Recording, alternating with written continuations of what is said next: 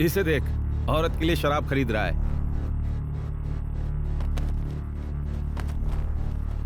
क्या रे, फालतू बोलता है क्या? तो उसे बिना बताए इसे डिक्की में छुपा दे। अरे छोड़ दो। अरे भैया भैया भैया, अरे भैया इसे छोड़ दो भैया, इससे गलती हो गई है, छोड़ दो भैया। चालू कर। कहाँ ना गाड़ी चालू कर। भाई भाई भाई, ये बच्चा है, बहुत छोड़ दो भाई। भाई छोड़ दो भाई, छोड़ दो प्लीज। सही और गलत से ऊपर एक सच्चा पुलिस वाला हमेशा अपनी वर्दी के प्रति वफादार रहता है। अपने 36 साल के लंबे करियर में सिर्फ एक बार ऐसा हुआ जब वो खुद से और अपनी जिम्मेदारी से सवाल करने लगा। यही है वो कहानी, उसकी कहानी और उसकी भी।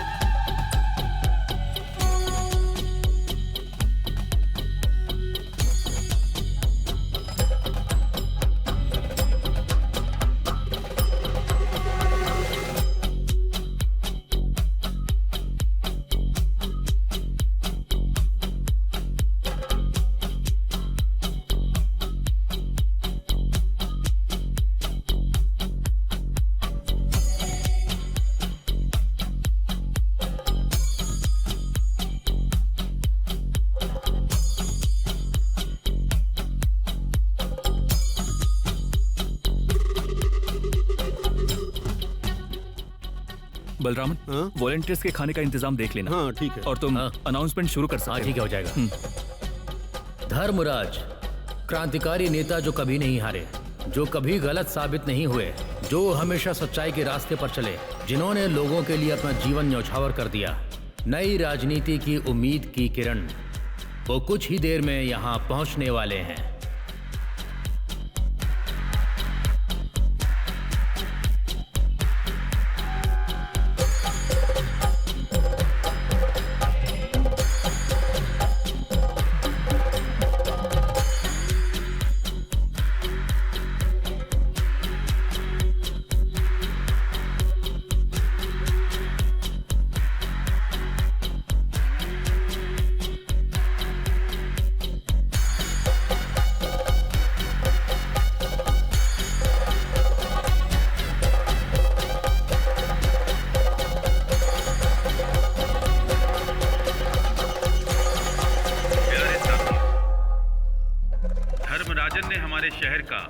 वो त्योहार हमें वापस दिलाया है जो पिछले कई सालों से रुका हुआ था, और साथ ही साथ धर्मराजन की राजनीतिक जीवन पर आधारित धर्मराज्यम आप सभी लोगों के उत्सव के बीच 10वें दिन रिलीज की जाएगी।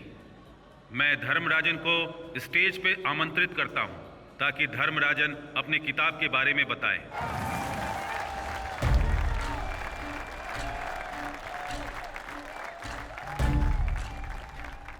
सबको प्रणाम।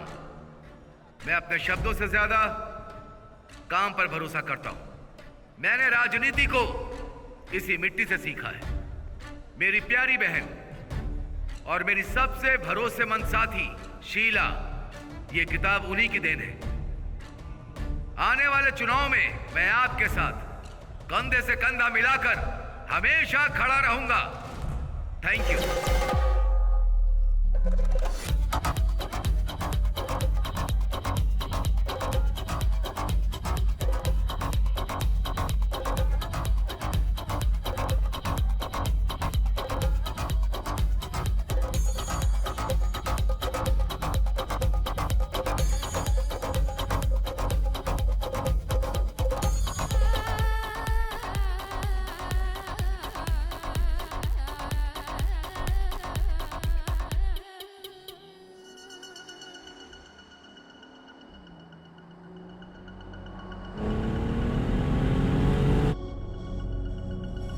सुना, उसने पार्टी के लिए रखा गया पैसा बैंक से निकाल लिया है। यही सबसे बड़ी दिक्कत है विनयन।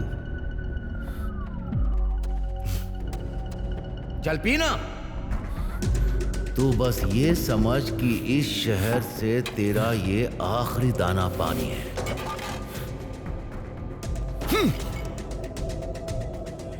जाने मत दो, होना ही चाहिए।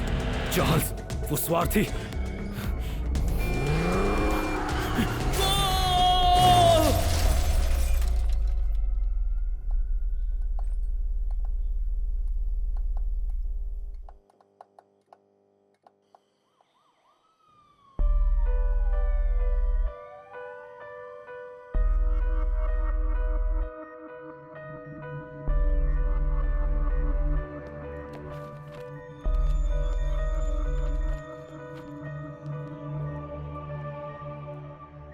किशोर, मरीज की हालत कैसी है? जीसीएस लेवल 10 से नीचे है। 24 घंटे वेट करना पड़ेगा।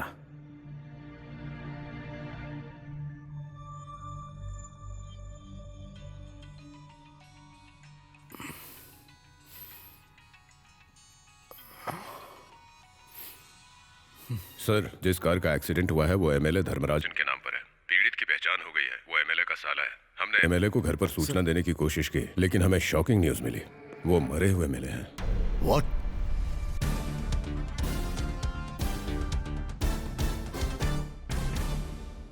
केरल की राजनीति के दिग्गज नेता एमएलए धर्मराजन की हत्या कर दी गई है। उनकी लाश धर्मपुरम में स्थित उनके घर में मिली है। आने वाले चुनावों के माहौल में इस हत्या की खबर सिर्फ केरल सरकार में ही नहीं बल्कि तमिलनाडु के लिए भी एक बड़ा झटका है। पुलिस के वरिष्ठ अधिकारी मामले की जांच में पहले से ही जुट चुके हैं। अब देखते हैं कि पुलिस कातिलों का पता लगा पाएगी या नहीं। तब तक के लिए जुड़े रहिए हमारे साथ। सर, सब ठीक है ना सुमन? अंडर कंट्रोल है सर। इलाका सील कर दिया ना? कर दिया है सर, और 2 पुलिसकर्मी भी लगा दिए हैं। हाँ, नसीर सर प्लीज आइए। ये ऑपोजिशन कैंडिडेट हैं कृष्ण कुमार। मैंने होम मिनिस्टर से बात कर ली है। इस केस में कोई भी कड़ी छूटनी नहीं चाहिए। सर, फॉरेंसिक का क्या जी हुआ? सर, वो तैयार है आप सर, लोग यहीं रुकिए। लेकिन रात में उनके ज्यादा करने के लिए कुछ है नहीं। फॉरेंसिक जांच पूरी होने तक तुम यहीं रहोगे सुमन। सर, दीपक, यस सर। ध्यान रखना कोई भी अंदर ना घुसने पाए। सर, सबूत का एक छोटा सा हिस्सा भी गायब नहीं होना चाहिए। Yes sir. कोई क्लू? अभी तक नहीं सर। मर्डर वेपन मिला नहीं है सर। देखकर ऐसा लगता नहीं है कि कोई हाथापाई हुई हो। ये प्लान किया गया मर्डर है सर। कुछ मत बोलना, वरना ये मीडिया और विपक्ष इस बात को हद से ज्यादा उछाल देंगे। Let's do our jobs. Sir, मैंने लोगों से थोड़ी पूछताछ की थी। मुझे काम वाली के बयान में कुछ गड़बड़ लग रही है। उसकी बातें कुछ अजीब सी थी। मुझे लगता है हमें और पूछताछ के लिए उसे हिरासत में लेना पड़ेगा सर। उसका नाम क्या है? रानी। रानी?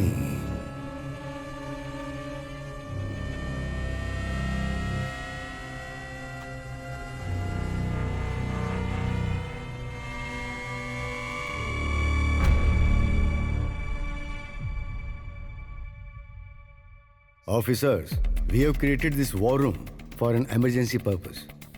एमएलए धर्मराजन की हत्या की जांच के लिए एक स्पेशल इन्वेस्टिगेशन टीम हम लोगों ने तैयार की है।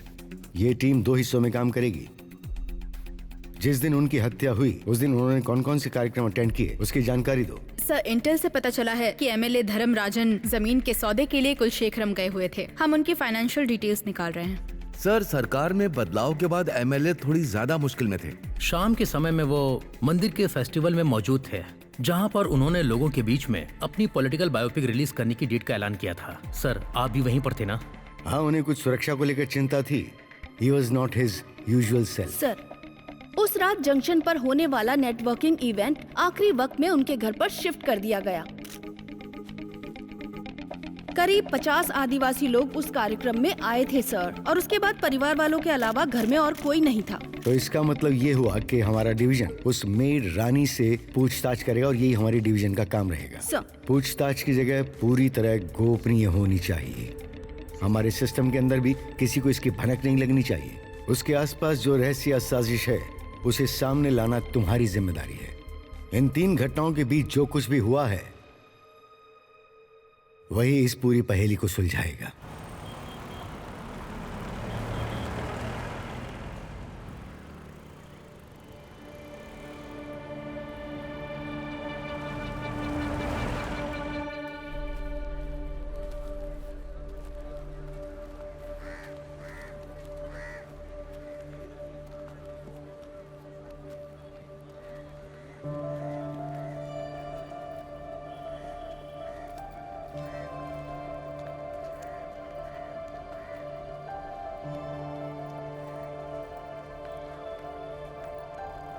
मेरी बहन गांव के ऑफिस गई है। खेत को प्लॉट में बदलवाने के लिए है ना? वो काम तो मैंने पहले ही निपटा दिया था। फिर भी हमें ये लोग बार बार बुला लेते हैं। अरे तुम सब कुछ अपनी भांजी के नाम पर क्यों लिखवा देना चाहते हो? ये सही बात नहीं है। तुम्हें भी तो पैसों की जरूरत है ना, भले ही अस्पताल सरकारी ही क्यों ना हो, पैसा तो चाहिए ना। मेरी दवाइयों का खर्च डिपार्टमेंट उठाता है, लेकिन पैसों से परे भी कुछ चीजें होती हैं जीवन के लिए, जैसे कि ये खाना। जाओ, तुम्हारे लोग आ गए हैं। ठीक है, तो फिर कुछ चाहिए हो तो बता देना।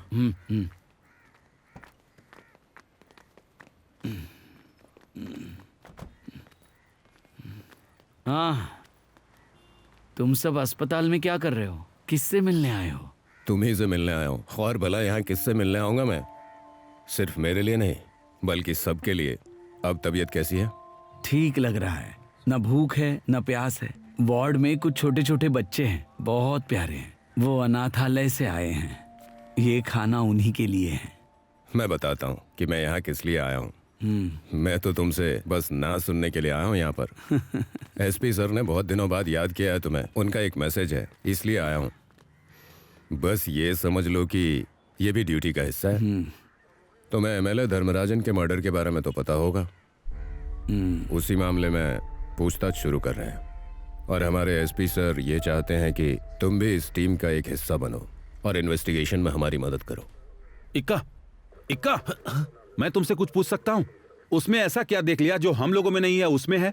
सुनो, तुम अपने आप को क्या समझते हो? तुम उसके बारे में नहीं जानते।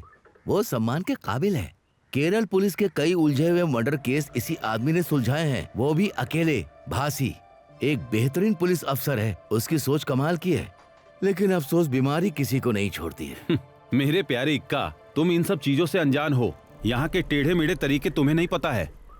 क्या तुम्हें इस केस के बारे में थोड़ी भी जानकारी है? इस केस के बारे में कुछ जानते हो? वो शैतान की पूजा करता है, शैतान की। हाँ, एक बार जब मैं उसके घर गया था तो उसकी जीभ इस तरह से बाहर निकली हुई थी। हाँ, उसकी आंखें भी बाहर निकली हुई थी। आ जाओ। तुम सही कह रहे हो, ड्यूटी के मामले में वो सच में शैतान है, वरना इतनी बीमारी के बावजूद वो हमारे साथ आने के लिए क्यों तैयार होता?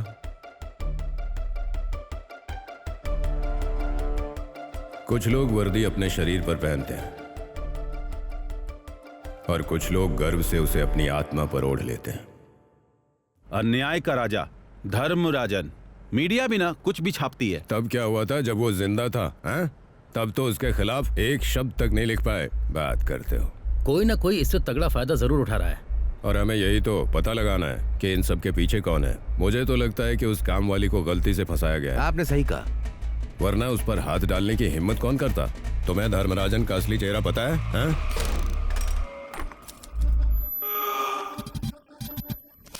सेल्वन,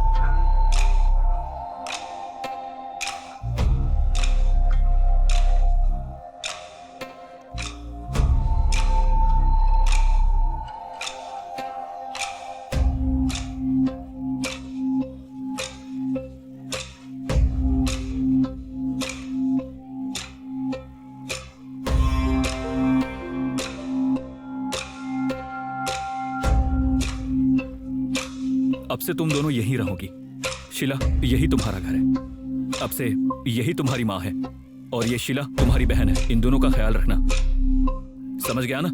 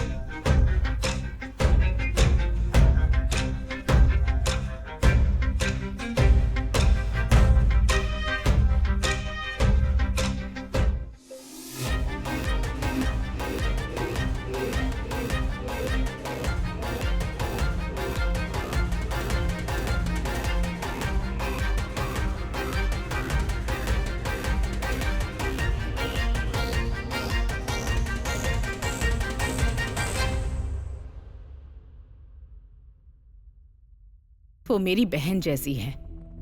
तुम कैसे कह सकते हो कि तुम उसे मुझसे ज्यादा जानते हो? मैं नाइंसाफी होने दूंगी। इस गलतफहमी में बिल्कुल मत रहना। मैडम, आप एक अजनबी का पक्ष ले रही हैं। आपके भाई को मारने वाली वही है। उस पर कत्ल का इल्जाम आप ही तो लगा रहे हैं। सिर्फ आरोप मत लगाइए, साथ में सबूत भी दीजिए। उस लड़की को फंसा कर किससे बचा रहे हैं आप? आप रानी को कब से जानती हैं? किसी को जानने के लिए पूरी जिंदगी नहीं लगती है। हाँ, पिछले 3 सालों से वो मेरे साथ है।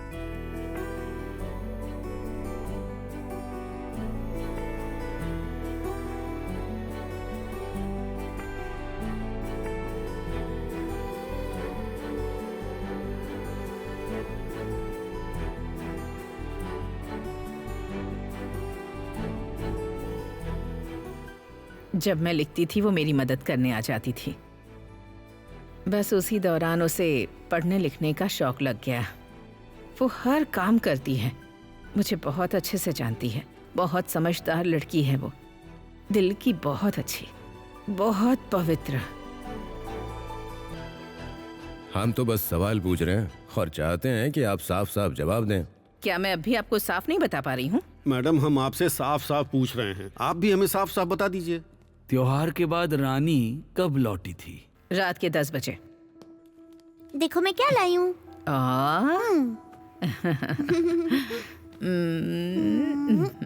फोन में बैटरी नहीं थी इसलिए। मुझे भी यही लगा था, जानती थी।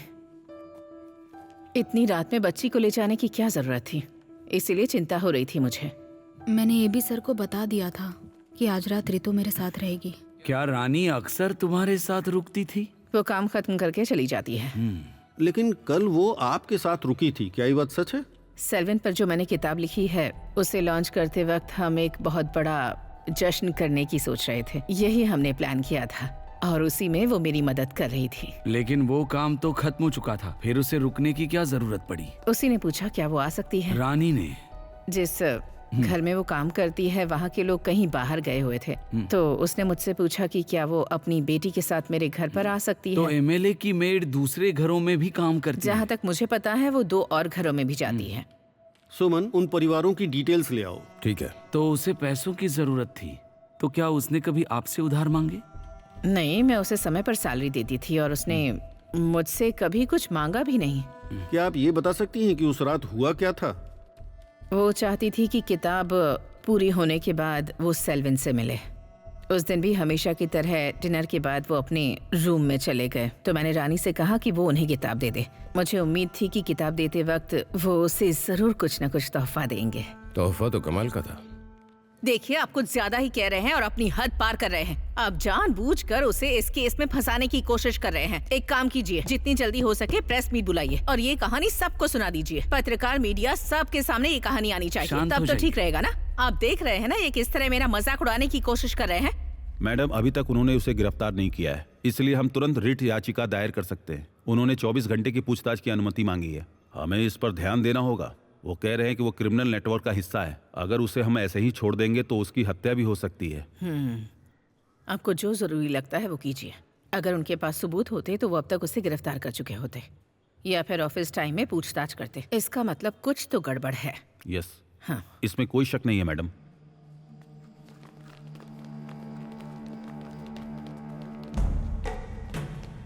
मैं होम मिनिस्टर से मिला था, वो इस केस को हाई प्रायोरिटी दे रहे हैं, लेकिन नुकसान तो हमारा ही हुआ है। लालजी, अपना बयान दीजिए और फिर जाइए।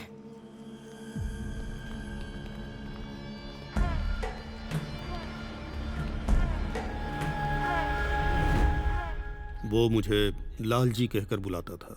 सनल लालू मेरा ओरिजिनल नाम है। अच्छा, ये बताइए कि परिवार के अलावा धर्मराजन को आखिरी बार किसने देखा था? कोई तस्दीक कर सकता है? पता नहीं सर। आप कल रात वहाँ थे, क्या ये सच है?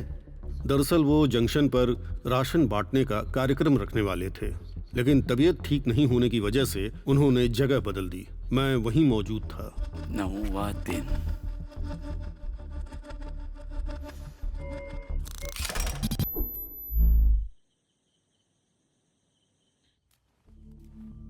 भाई, बताओ ना, बात क्या है, हुआ क्या है? अब तुम दफा हो जाओ, घर पर मिलते हैं, ठीक है ना? तो फिर जंक्शन पर राशन बांटने का कार्यक्रम? उसे मेरे घर पर शिफ्ट कर देते हैं। राजू मुझे घर छोड़ देगा। हाँ। इंतजाम कर लेना। माही, हाँ आ रही हूँ।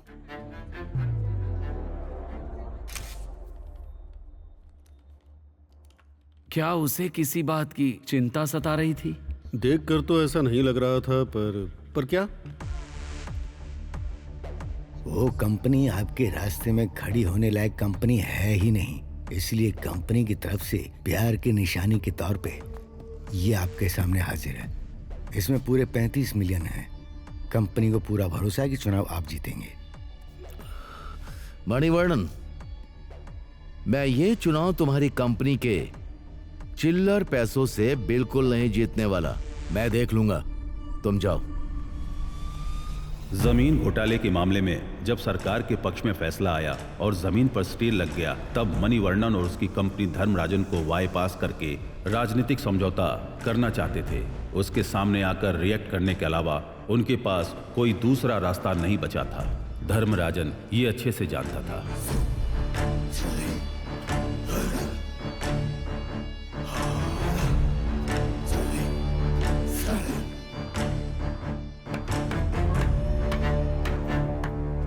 Welcome sir. ये सरकारी जमीन है जो आपने मेरी कंपनी को बेच दी। मैं यहाँ कुछ नहीं कर सकता। मणिवर्णन सर आपसे मिलने आए हैं। आप तो जानते हैं कि पंचायत और अदालत इनसे ऊपर नहीं है। आप इतनी दूर मेरी हालत समझने आए, इसके लिए मैं आपका आभारी हूँ। लेकिन यहाँ एक मामला अब भी सुलझा नहीं है। जब तक इस जमीन पर सरकारी स्टे लगा हुआ है, तब तक कोई भी कुछ नहीं कर सकता। आपका इशारा किस तरफ ये है? चुनाव जैसा मामला नहीं है जहाँ आप लोगों को बेवकूफ बना के खोखले वादे करके बहला सकते हो। यहाँ कानून है और मैं जानता हूँ कि उसे कैसे सीधा किया जा सकता है। अगर कुछ भी बाकी रहा तो हम उसे निपटा के आपको दे देंगे। क्या आप हम पर तंज कस रहे हैं, ये कहकर कि आप हमारा बकाया पैसा चुकाएंगे? हाँ? जब मुख्यमंत्री की मौत हुई तो उसकी राइट हैंड महिला जेल चली गई, लेकिन कुलशेखरम में पत्ता तक नहीं हिला। तमिलनाडु की राजनीति थोड़ी सी हिली। धर्मराजन के लिए राज और स्टे मायने नहीं रखते। उन्नी वकील और अनिरुद्धन आपकी मदद करेंगे। चुनाव के बाद लालजी भी साथ होंगे। तो जो भी आप पर बकाया है वो हमें दे दीजिए। मुझे वापस जाकर कुछ वोट भी मांगने हैं। अगर हम इस जमीन को खरीदने के लिए पानी की तरह पैसा बहा सकते हैं तो उसे हम लोग आसानी से वापस लेना भी जानते हैं। अब आप जाइए। मोरी,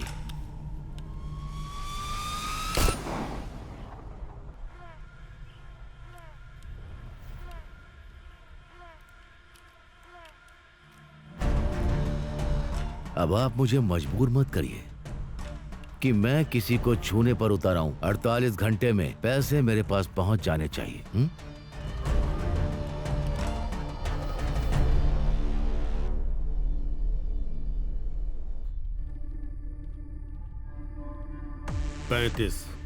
उन्होंने 35 मिलियन दिए थे। एग्जिट पोल धर्मराजन के बिल्कुल खिलाफ थे। ये खबर चारों तरफ फैल गई और पार्टी फंड का सारा पैसा धर्मराजन के घर शिफ्ट कर दिया गया। आपको वो पैसा ढूंढना होगा। मुझे लगता है उस पैसे और हत्या के बीच कोई रिलेशन है। उस पैसे के बारे में और कौन कौन जानता था? सिर्फ एक शख्स जानता था। लालजी, अपना बयान दीजिए और जाइए यहाँ से। शीला। शिवनकुट्टी सर। भासी चट्टन का ख्याल रखना। सर। बीमार है वो। समय पर दवाइयाँ दिलवा देना और डॉक्टर अरुण कुमार से कांटेक्ट में रहना। जी सर। ये क्या है? सर, ये उनकी नौकरानी रानी की बैकग्राउंड रिपोर्ट्स हैं। आप एक बार चेक कर लीजिए। सब क्लियर है? सर, कुछ समय पहले उसके खिलाफ चोरी का एक केस दर्ज तो हुआ था, लेकिन पता नहीं किस वजह से बाद में वो केस वापस ले लिया गया। और वो कौन था? वो एमएलए की आराटू हाउस की महेश्वरी।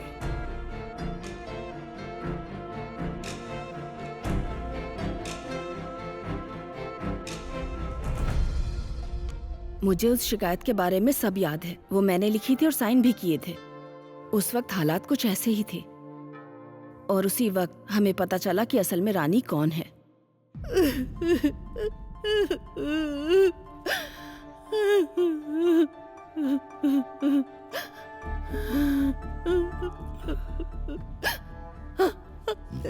सुनिए जी, ये सब मेरी गलती माही, है। मेरी माही, वजह से हुआ माही, ये माही, सब। माही, माही, तुम चिंता मत करो, हम रास्ता निकाल लेंगे। तुम बस हिम्मत मत हारना। सुनो चाची, ये सब माही, चलो चलो अंदर जाओ। चलो, मैंने कहा तुम अंदर जाओ। आओ मेरे साथ, चलो।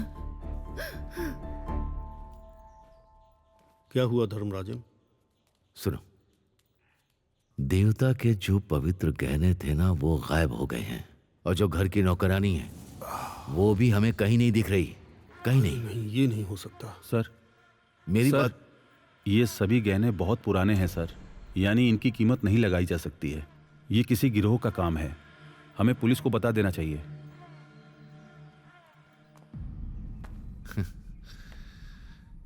क्यों बशीर, तुम यहाँ पहली बार आए हो? हाँ सर। क्या वो आपके घर पे काम करती थी?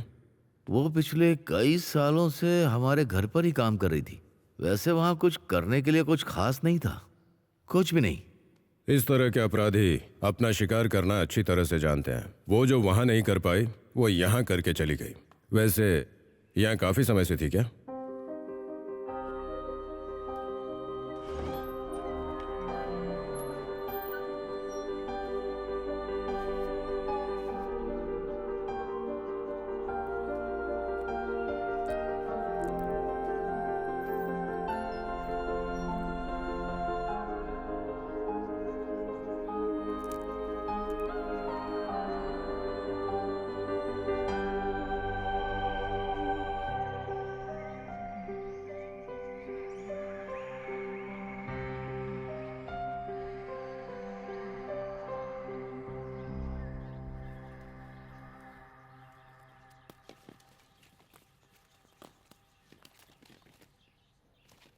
इतनी महंगी चीज मार्केट में बिक सकती है, फिर भी इसे सड़ने के लिए क्यों छोड़ा है?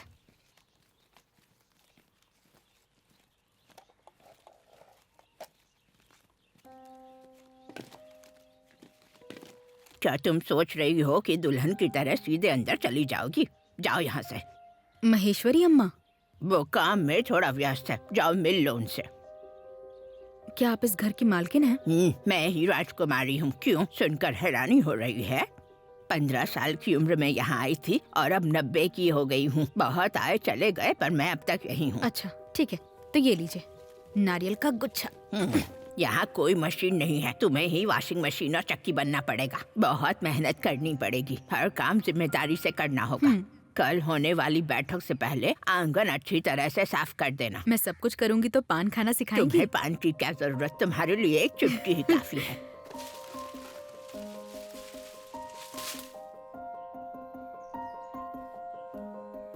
तुमने उसे घर दिखा दिया? हाँ बहू। रसोई में थोड़ा सा दलिया है, वो खा लेना और बर्तन धोकर रख देना। तब तक पिताजी उठ जाएंगे। और एक बात और, वो थोड़े बीमार हैं, उन्हें समय पे दवाइयाँ जरूर दे देना। ठीक है, ध्यान रखना। तो कितनी भोली लड़की है। ओम जय जगदीश हरे। दोपहर के खाने में बहुत सारे लोग आएंगे, सब कुछ तुम्हें ही संभालना है। जिम्मेदारी से काम करना।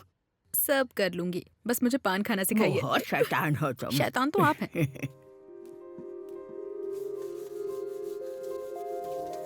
रानी ने आकर हमारे घर में खुशियां ला दी थी। खाना बनाने और सफाई में वो बहुत अच्छी थी। वो हर काम के लिए हमेशा तैयार रहती थी, सारे काम बहुत अच्छी तरह करती।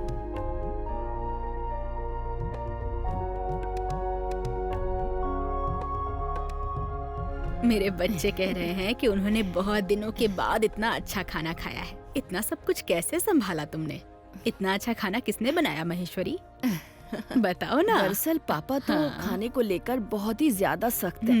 ये है सुंदरी अम्मा और रसोई में इनकी मदद के लिए ये है रानी। मैंने ज्यादा कुछ नहीं किया, सब कुछ अम्मा ने ही किया है। अच्छा। झूठी। हरे कृष्णा हरे कृष्णा हरे कृष्णा हरे हरे। क्या बात है सुंदरी अम्मा? उन्होंने मुझे यहाँ से जाने के लिए कह दिया है। क्या आपको यहाँ से मेरी वजह से जाने के लिए कहा है? तो क्या मैं यहाँ से? कुछ भी हो जाए मुझे यहाँ से जाना ही होगा।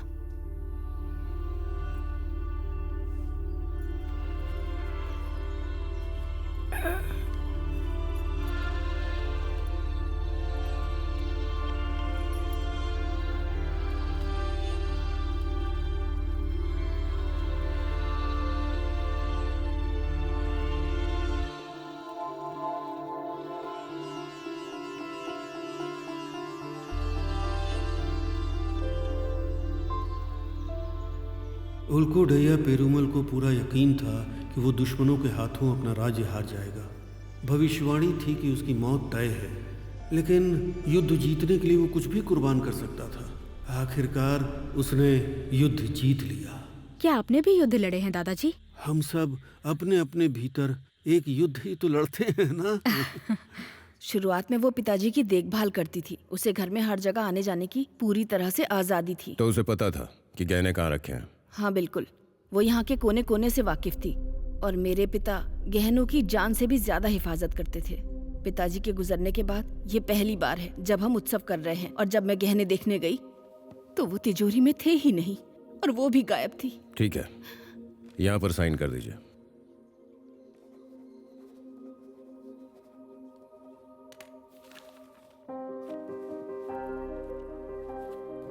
माही अम्मा, देखिए उत्सव के लिए कौन आया है। सुंदरी अम्मा आई हैं। जब मैंने गहने देखे तो हार टूटा हुआ था। मेरे पिताजी कहा करते थे कि इसे ठीक करना सिर्फ सुंदरी अम्मा को आता है ना? इनकी तबीयत ठीक नहीं रहती है, ये उत्सव में नहीं आ पाती, ये सोचकर बहुत दुखी थी, इसीलिए मैं इन्हें साथ लेकर आ गई। हमारी इजाजत के बिना तुम गहने लेकर चली कैसे गई? तुम्हारी हिम्मत कैसे हुई? अगर मैं माही अम्मा से पूछती तो वो इजाजत नहीं देती। मुझे लगा जल्दी वापस आ जाऊंगी। क्या हुआ सर? सब कुछ अंदर है ना? जा।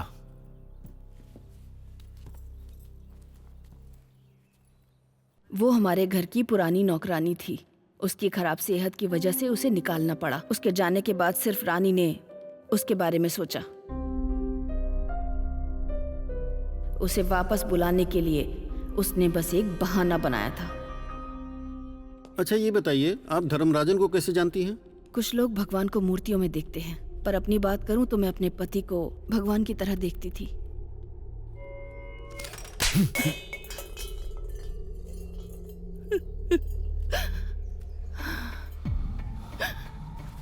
मत करो सेल्वा।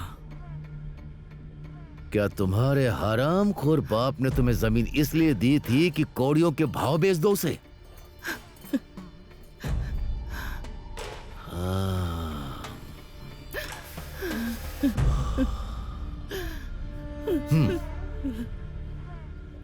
मैंने तुम्हें बहुत लंबे समय से देखा है और बहुत ही दूर से देखा, और इसीलिए तुम मेरे दिल के करीब हो। तुम्हें ऐसा नहीं करना चाहिए था।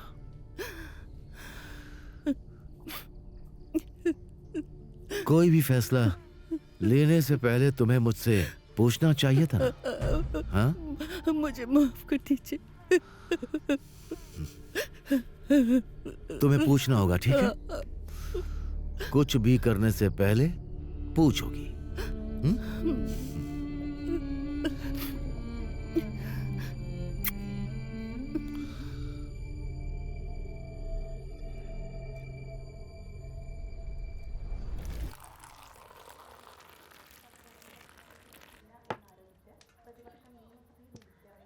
अच्छा मुझे एक बात बताओ कि इतनी शर्मीली लड़की भला तुम्हारे साथ इतनी घुल-मिल कैसे गई, वो भी इतने कम समय में? वो मेरी बेटी जैसी है सर, बेचारी।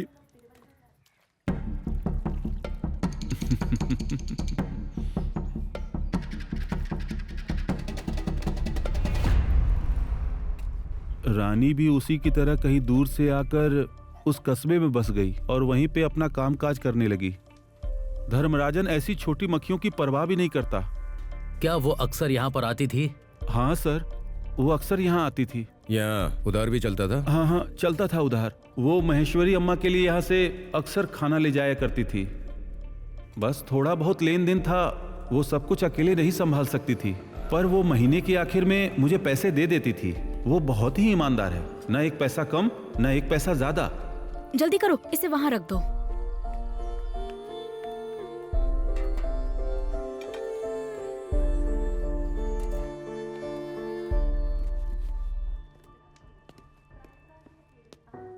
सर, जब हम उस कंपाउंड में हथियार ढूंढने के लिए छानबीन कर रहे थे तो कंपाउंड वॉल के पास हमें एक मोबाइल फोन मिला। पुराना फोन था। हमें लगता है कि वो वहाँ अनाउंसमेंट करने वाले का ही था। फोन चेक किया था? चेक किया सर। वो कुछ संदिग्ध लग रहा है। वो हमारी कस्टडी में है क्या? हाँ सर। उससे तुम्हारा क्या लेना देना है? मैं समझ नहीं पा रहा हूँ कि आप क्या कह रहे हैं सर। तो फिर ये बताओ कि तुम्हारे फोन में उसका वीडियो कहाँ से आया है? उसका चरित्र ठीक नहीं है, सच कह रहा हूँ। उसका एक पत्रकार के साथ चक्कर चल रहा था। उसका नाम एबी था सर, वरना उसकी बच्ची के साथ वो इतनी रात तक रोड पर क्यों घूमती? मैंने अपनी आंखों से देखा है सर, सच कह रहा हूँ। मैं एमएलए साहब के बहुत करीब हूँ, उनके सारे कार्यक्रम का अनाउंसमेंट करता हूँ। मैंने चोरी छिपे इसके वीडियो इसलिए बनाए ताकि धर्मराजन सर को उसके बारे में चेतावनी दे सकूं। यही सच है सर। इसके अलावा मैं उसके बारे में कुछ भी नहीं जानता हूँ सर।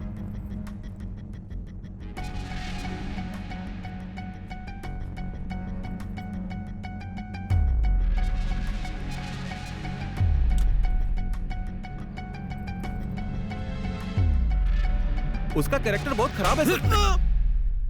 सच बोल सर, प्लीज मत मारिए सर। बोल। मैं बताता हूँ सर, प्लीज प्लीज, मैं सब बताता हूँ। मैं उसके बारे में सब कुछ बताता हूँ, कुछ भी नहीं छुपाऊंगा सर। मुझे मत मारो साहब, प्लीज। मुझे उसके साथ कुछ ऐसा महसूस हुआ जो किसी और के साथ कभी नहीं हुआ। मैंने बहुत कोशिश की, लेकिन वो कभी भी मेरे झांसे में नहीं आई। रात में अकेले जाना ठीक नहीं है। आओ बैठो, मैं तुम्हें छोड़ देता हूँ।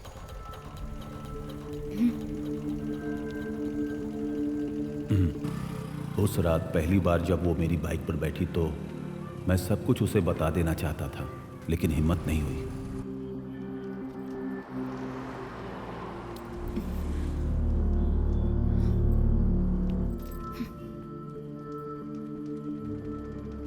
जल्दी चलो।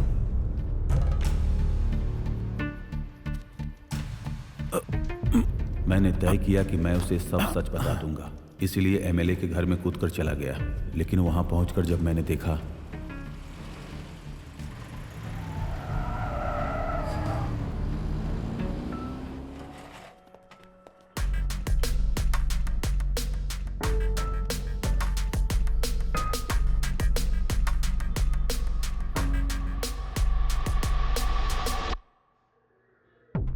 उसे मार देना चाहिए था।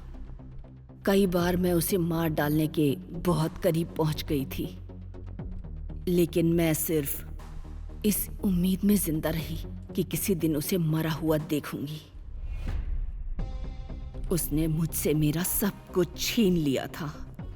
मेरे जिंदा रहने की एकमात्र वजह यही थी कि मैं उसे तड़पते हुए देखूं, लेकिन वो तो बिना तड़पे ऐसे ही मर गया। इतने ताकतवर आदमी को एक लड़की कैसे मार सकती है? नहीं सर, इतने साल उसके साथ रहने के बावजूद मैं आज भी उससे बहुत डरती हूँ सर। वो उसकी आंखों में सीधे देख भी नहीं सकती। मारना तो बहुत दूर की बात है सर। वैसे भी उसे मारकर मुझे क्या मिलता?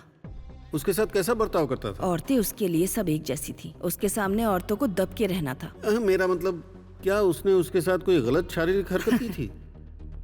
उसके लिए पहले उसे औरत को मनाना पड़ता था, और मैं भी उसके लिए एक नौकर की तरह थी। हत्या की रात विनियन भी वहाँ मौजूद था और एमएलए को मारने का उसके पास पूरा मकसद था। हाँ, वो उस रात वहाँ था। सुना उसने पार्टी के लिए रखा गया पैसा कोऑपरेटिव बैंक से निकाल लिया था। यही सबसे बड़ी समस्या है। समस्या? मेरे हिसाब से समस्याएं दो तरह की होती है। एक वो जो सुलझाई जा सकती है, और दूसरी वो जो जानबूझकर इसलिए बनाई जाती है ताकि कभी सुलझे ही नहीं। मामला सिर्फ पैसों का नहीं है। तुम उसकी बनाई हुई इमेज को नुकसान पहुंचा सकते हो। इमेज को? जो कुछ भी उसने बनाया है मेरे पिता के पैसे से बनाया है।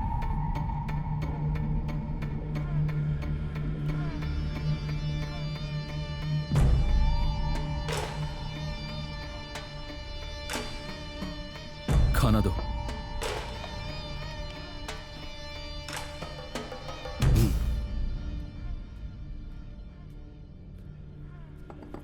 मैं परोसता हूं। इतना काफी है।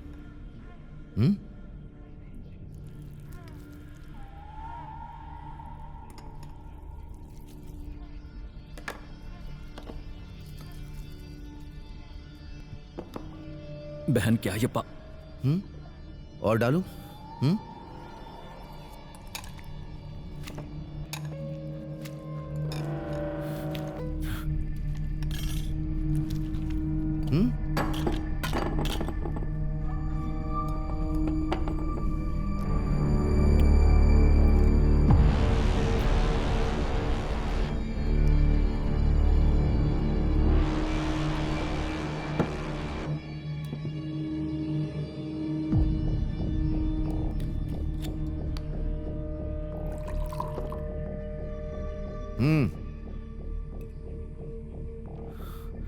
चल पी जा।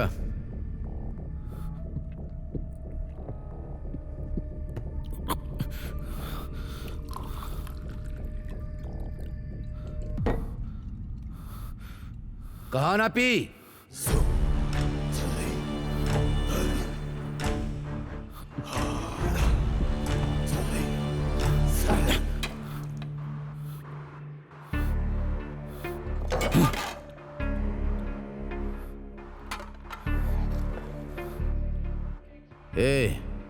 ये खाना अब तुझे ही खाना होगा।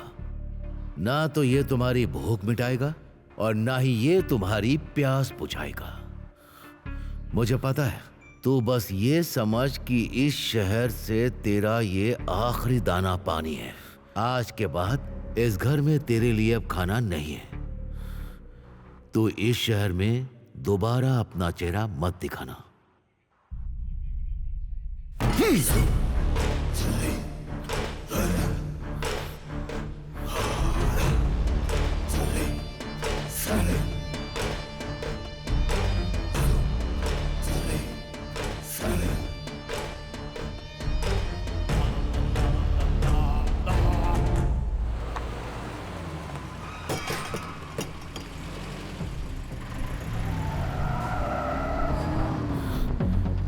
सब कुछ हमारे पापा का ही था। उसने हमें धोखा देकर अपना साम्राज्य खड़ा किया था और वो महान धर्मराजन बन गया और हम कचरा।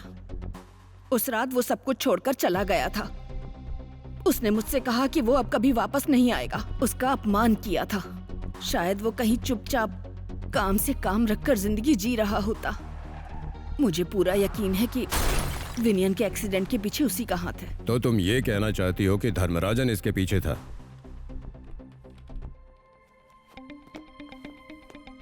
दोस्तों, हमारे पुलिस डिपार्टमेंट की तरफ से एसपी साहब एक जानकारी देने आए हैं। एक ऐसी स्थिति जिससे हजारों लोगों की जान खतरे में पड़ सकती थी, उसे इस वक्त टाल दिया गया है।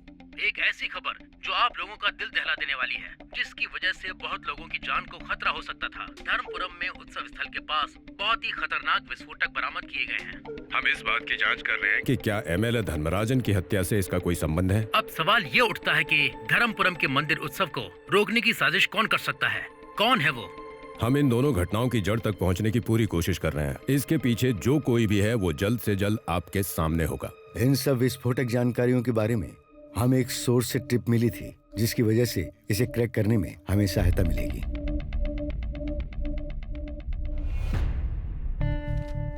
हाँ एबी सर, तो कैसी चल रही है तुम्हारी पत्रकारिता? शिकायत की कोई वजह नहीं है। हत्या वाली रात तुम्हारी बच्ची रानी के साथ थी ना? इसी बहाने का इस्तेमाल करके वो उस रात एमएलए के घर रुकी थी।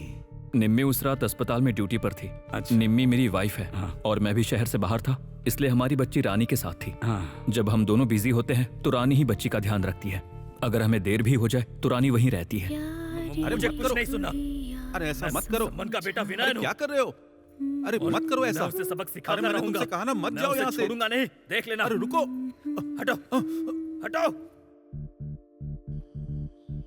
अब मुझे अंदर नहीं जा सकते। मैंने कहा ना हट जाओ। किसी की एंट्री नहीं है। सर एक मेरी बेटी ने मना किया गया है। देखिए मुझे शीला मैडम से मिलना है।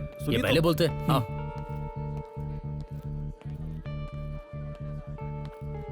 रितु, रितु, हे रितु, हेलो, इतनी उदास क्यों हो? अच्छा, मैं हूं ना। वो लोग रानी आंटी को ले गए।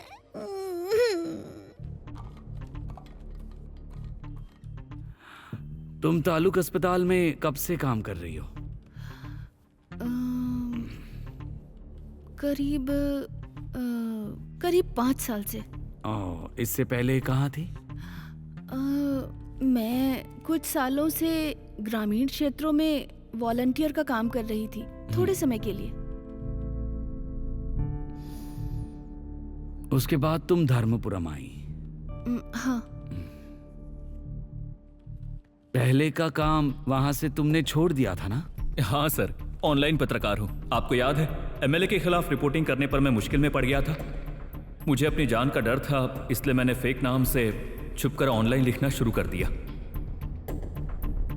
मैं पिछले 4 साल से उस स्टोरी के पीछे पड़ा था। पुख्ता सबूत के लिए मैं उसका पीछा कर रहा था।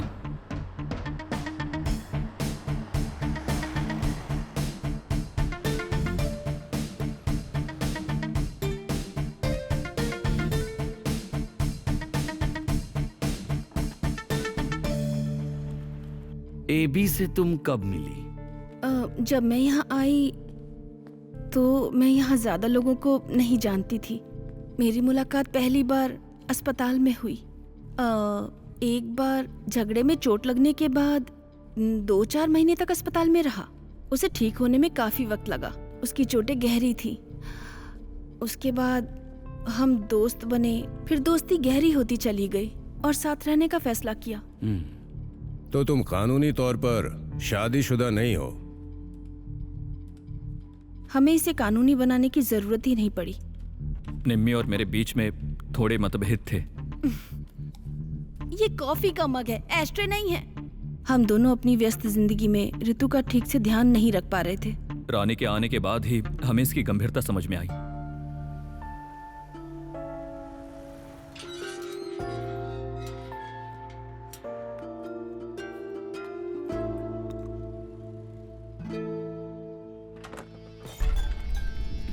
कुछ नहीं होगा बेटा, कुछ नहीं होगा। क्या हुआ? हम मम्मी से मिलने जा रहे हैं, चिंता मत करो, तुम्हें कुछ नहीं होगा।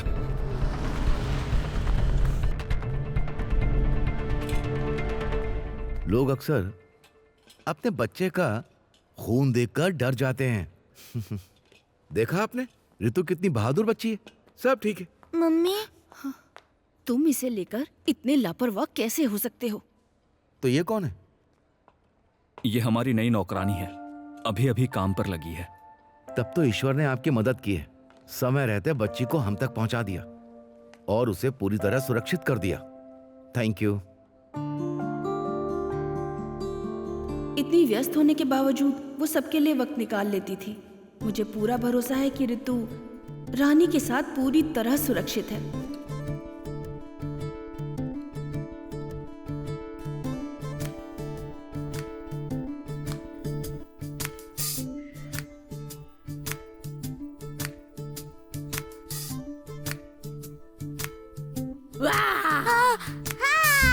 बाहर आओ, चलो बाहर आओ, बाहर आओ। बहुत शैतान हो गई हो ना।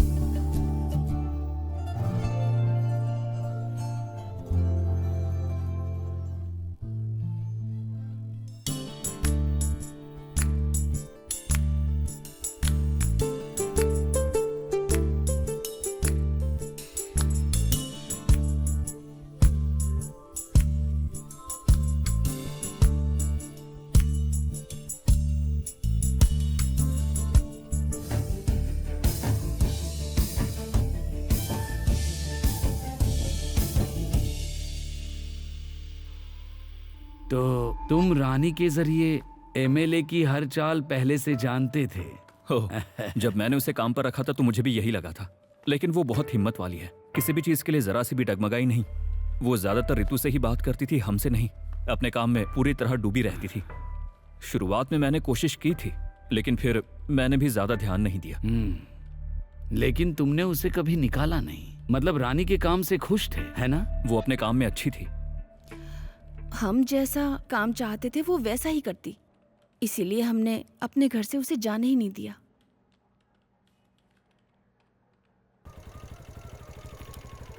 ये बॉर्डर के बाद पहला अवैध शराब का अड्डा है। अरे भाई, एक बोतल रम देना। रम का चांस ही नहीं है, और मैं दे भी नहीं सकता। लेकिन ऐसा क्यों? अभी थोड़ी देर पहले यहाँ पर हंगामा हो रहा था, 2 लोग आपस में लड़ रहे थे, इसीलिए मैं दे नहीं सकता सर।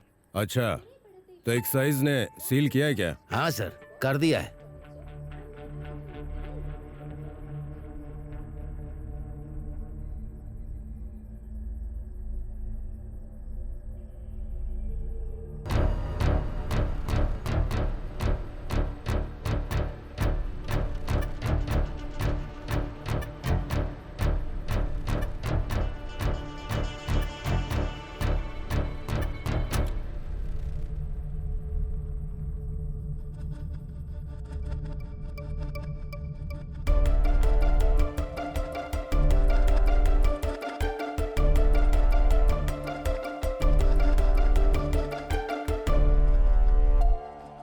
मैडम से मिलने का अपॉइंटमेंट है मेरे पास। ठीक है, जाइए। मैं यहीं पर लिखती हूँ। क्या देखना चाहते हैं आप? अगर आपको कोई दिक्कत ना हो तो कुछ देर में यहाँ बैठूं? इतनी रात का ये सही वक्त है क्या? Routine police formality. ठीक है, कैरी ऑन।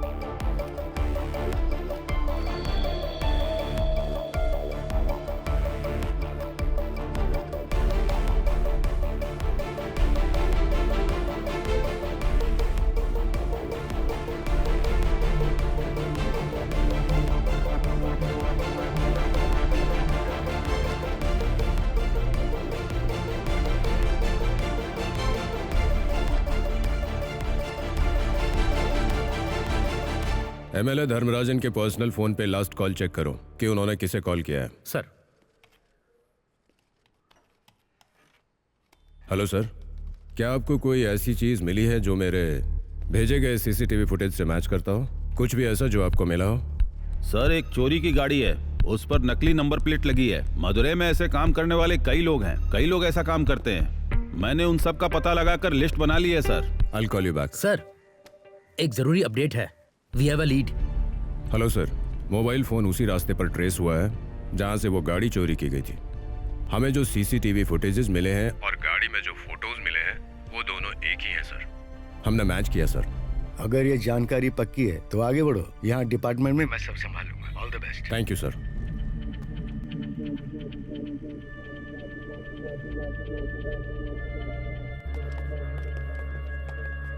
सर, हाँ, हमें पक्की खबर मिली है सर। चार्ल्स और उसकी टीम इसी होटल में है सर। मैंने उनके कमरे की चेकिंग कंफर्म कर ली है हाँ। सर। बैकअप टीम नीचे है सर। हाँ। लेकिन वो अनप्रिडिक्टेबल है sir. Let's go ahead.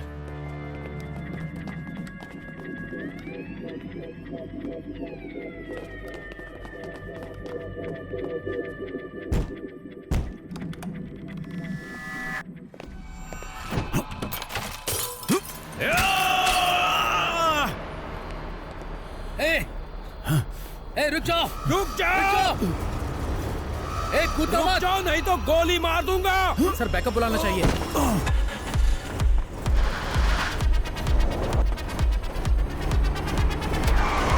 Charles, जल्दी करो। जल्दी आओ। अंदर जाओ। भागो। रुक जाओ, रुक जाओ। Oh my पकड़ो इसे। God! चलो चलो। कोई हिलेगा नहीं। ध्यान रखना। संभल के साथ हथियार हो सकते इनके हैं। पास हथियार हो सकते हैं। सबको अरेस्ट कर लो। चार्ल्स आगे खोलो। धर्मराजन हत्या केस में एक नया खुलासा हुआ है। कुख्यात अपराधी चार्ल्स, जो आज पुलिस मुठभेड़ में मारा गया, वो पुलिस से बचकर भाग रहा था। सूत्रों से पता चला है कि धर्मराजन की हत्या में उसकी संलिप्तता है।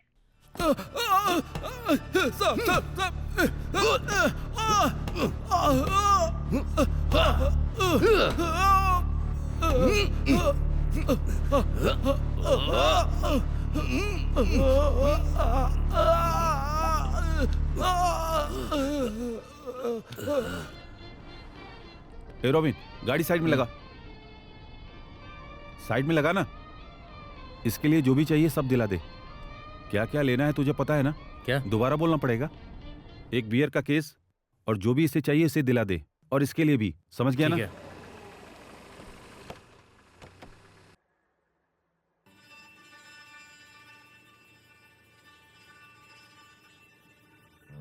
मुझे नहीं पता कि उसने कितने पैसे उठाए। एक गाड़ी आई और हमारे पास रखे सारे पैसे लूट लिए गए। मुझे नहीं पता चार्ल्स ने किया या नहीं।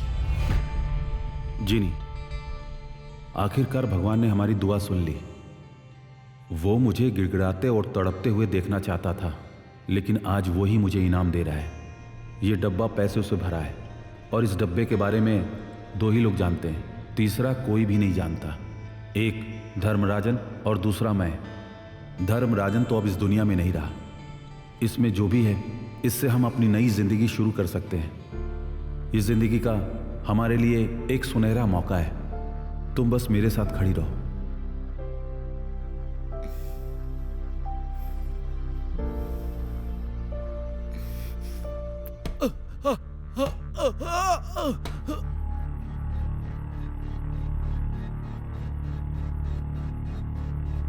इसे देख, औरत के लिए शराब खरीद रहा है।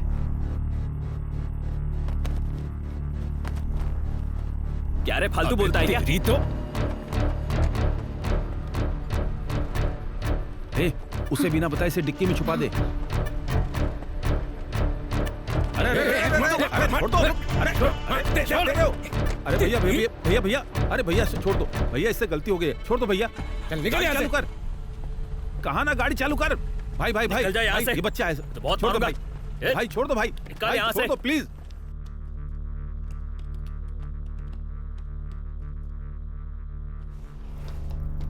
ओपन ओपन करो इसे।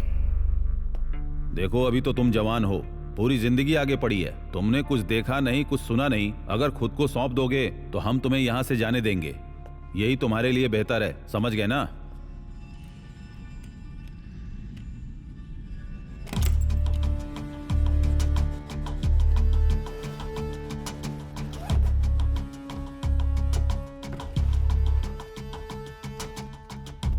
चल बोल, सच बोल।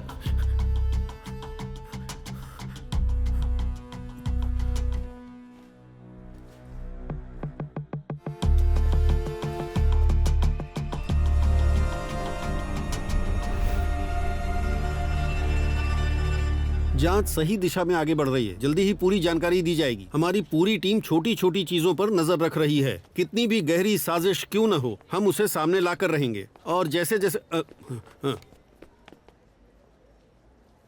We have had a breakthrough. In a joint operation between the Tamil Nadu police and Kerala police, we have arrested the culprits. We found the murder weapon. We believe the culprits are from Tamil Nadu and Kerala. The investigation is ongoing.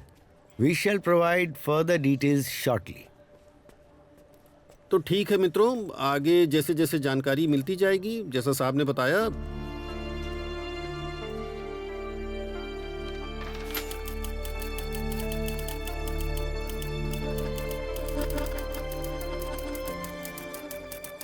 कालीमला में जो हुआ वो कभी भी नहीं होना चाहिए था।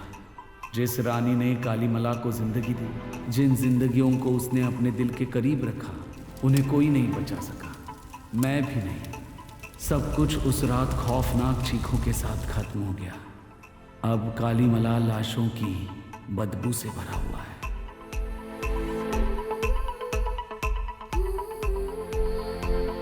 हमें सिर्फ एक ही चीज से डरना चाहिए और वो है इंसान।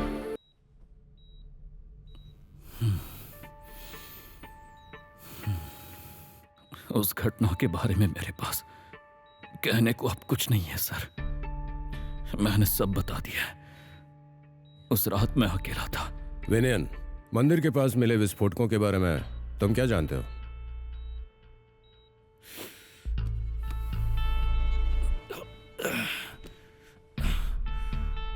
अगर उस धमाके की बात है जो होने वाला था, तो मुझे उसके बारे में पता था।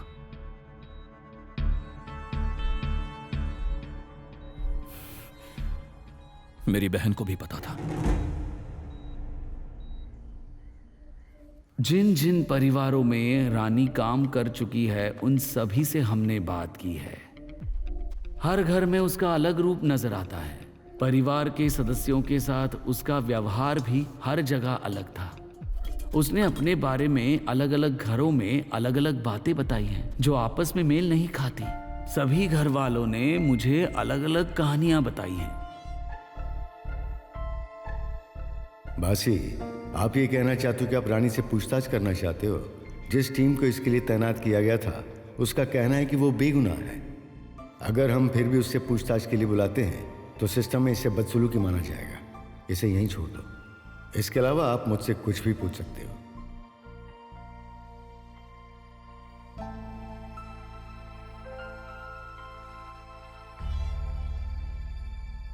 ठीक है सर, शायद ये बेकार का शक हो या फिर बस दिल की आवाज। चलता हूं सर।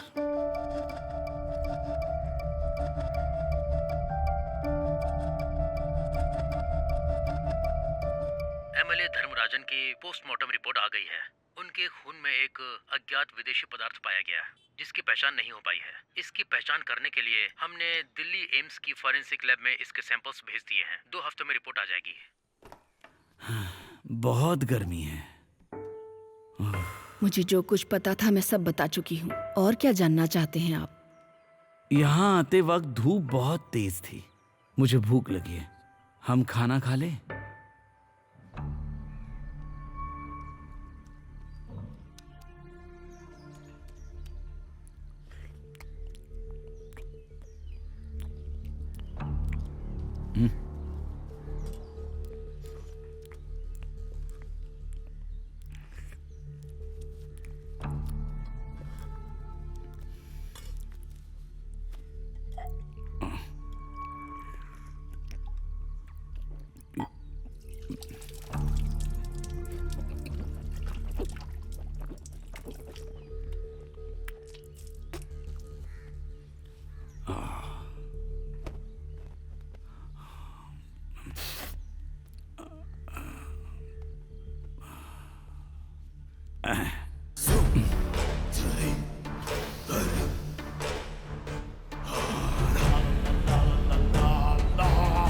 वो सच में बहुत अच्छी थी। वो मेरी जगह काम पर आई थी। वो कुछ भी गलत नहीं कर सकती। वो हर काम करती थी। बहुत प्यार करने वाली थी। वो बहुत भले दिल की लड़की थी।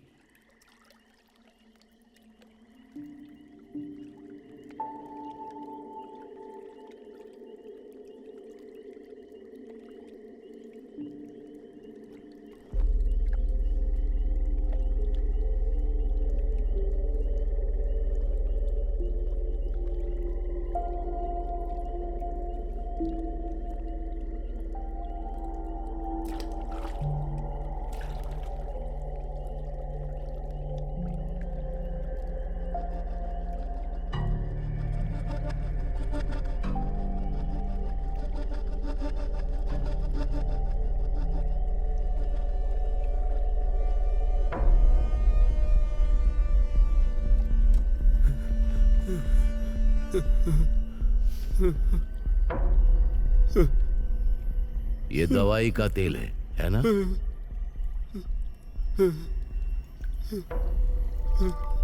नहीं धर्मराजन, नहीं। पहले ये बताओ कि तुमने मेरे खिलाफ शिकायत क्यों की? हाँ? तुम्हें ऐसा नहीं करना था, और अब तो बिल्कुल भी नहीं।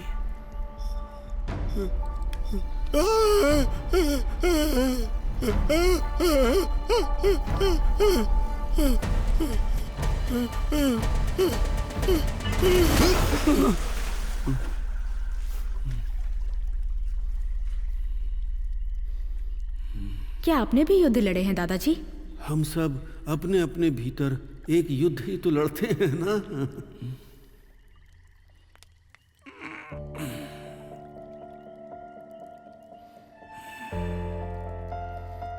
यही वो जगह है जहाँ लाश मिली थी।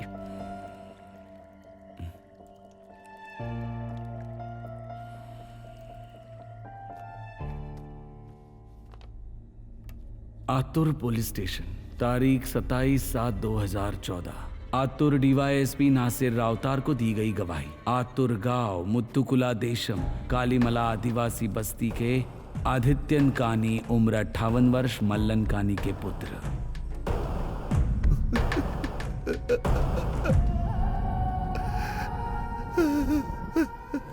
स्कूल में तेल के दिए की रोशनी में इनकी क्लास चल रही थी।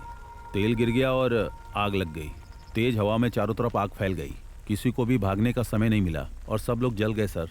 छोटे छोटे बच्चे थे सर। रिपोर्ट रेडी हुई क्या? Yes sir. कोई शिकायत नहीं है ना? नहीं सर। आग लगने की वजह शायद दिए से गिरा हुआ तेल था।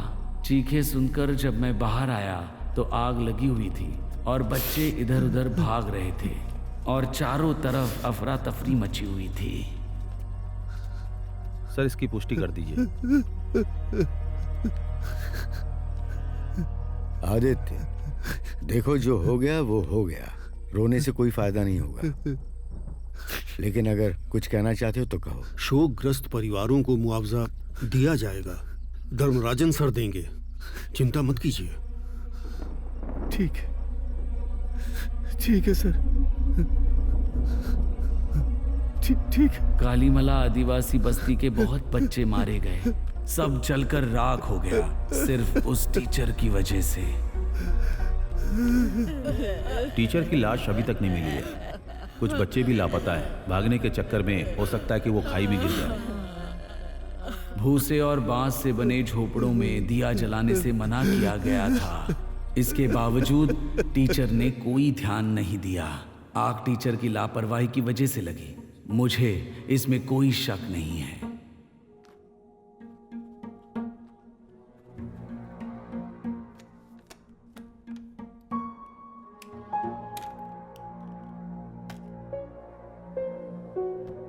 आदित्यन कानी का बयान दबाव डालकर दिलवाया गया था, लेकिन एक सच्चाई है जो इस फाइल में अभी तक लिखी ही नहीं गई। रोनी जैकब वलिया परम्बिल 1 साल बाद मरा हुआ पाया गया। उसकी लाश उसी खादान में पुलिस को मिली जहां से वो लापता हुआ था दुर्घटना के समय। ये अननेचुरल डेथ थी।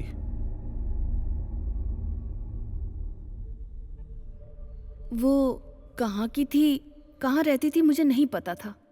मैंने यही समझा कि वो तमिलनाडु से आई कोई मजदूर थी, एक प्रवासी मजदूर की तरह। उसने एक बार अपनी बहन का जिक्र किया जो मर चुकी थी। मैं इसके अलावा उसके बारे में कुछ नहीं जानती। मुझे पता चला कि एक मैन पावर सप्लाई ठेकेदार है जो रानी समेत कई लोगों को काम देता था। उसने बस्ती के कई लोगों को काम पे लगाया था, लेकिन जब वो रानी के साथ बदतमीजी करने लगा तो रानी उससे दूर हो गई। मुझे बस इतना ही पता है। एमएलए की नौकरानी रानी को एबी से किसने मिलवाया? निम्मी, तुमने? ऐसे कामों के लिए मैं बलराम मिट्टन की मदद लेता हूँ। सिर्फ मैं ही नहीं, हम में से ज्यादातर लोग हर बार उसी से मदद लेते हैं। रानी के बैग से मुझे ढूंढने पर कुछ मेडिकल पर्चियां मिली थी। उसे काफी गंभीर ब्रोंकाइटिस था और जिसकी वजह से उसे दमा भी था। इसकी दवाइयों के लिए डॉक्टर का प्रिस्क्रिप्शन जरूरी है, स्टेरॉइड्स। तालुक के डॉक्टर प्रदीप ने इन पर्चियों पर साइन किया है। इनमें से एक पर्ची के पीछे फोन नंबर भी मिला है, लेकिन अब वो नंबर चालू नहीं है। मैंने उसे ट्रेस किया था। वो नंबर तुम्हारा है निम्मी। ये उस समय का है जब रानी ने शीला के यहाँ काम भी शुरू नहीं किया था। हाँ तो इसके पीछे एक कहानी है। उस तारीख को उस नंबर से एक कॉल की गई थी, आउटगोइंग कॉल। एमएलए की बहन शीला को की थी। अब बताओ, क्या तुम उसे जानती हो? ये आप क्या कह रहे हैं सर? मैं तो उससे कभी मिली ही नहीं। मैं साफ कर देता हूँ सर, ये सिम निक्की की है, लेकिन उस फोन का इस्तेमाल मैं कई सुराग ढूंढने के लिए करता हूँ। क्या तुम्हें लगता है कि तुम्हारे ये सब करने से धर्मराजन चुनाव जीत जाता? इस सब के बावजूद 200% सर। वो जीतने के लिए किसी भी हद तक जा सकता था। वो जीतने के लिए कुछ भी कर सकता था। उसने कुछ बड़ा प्लान किया था, कुछ अप्रत्याशित प्लान। मैंने गलत अंदाजा लगाया था कि उसकी तमिलनाडु यात्रा उसी से जुड़ी होगी, लेकिन कन्याकुमारी से जो टीम धर्मराजन को टारगेट करके आई थी, वो सिर्फ उससे पैसा वसूलने आई थी। जिस घटना से हजारों लोगों की जिंदगी बदल सकती थी, उसे त्योहार के 10वें दिन अंजाम देने का फैसला उसी का था। ये बात तुम जानते थे ना? ये भी रानी को ले जाने के बाद से ऋतु बहुत घबराई हुई है। मुझे उसके पास जाना है। तुम जाओ।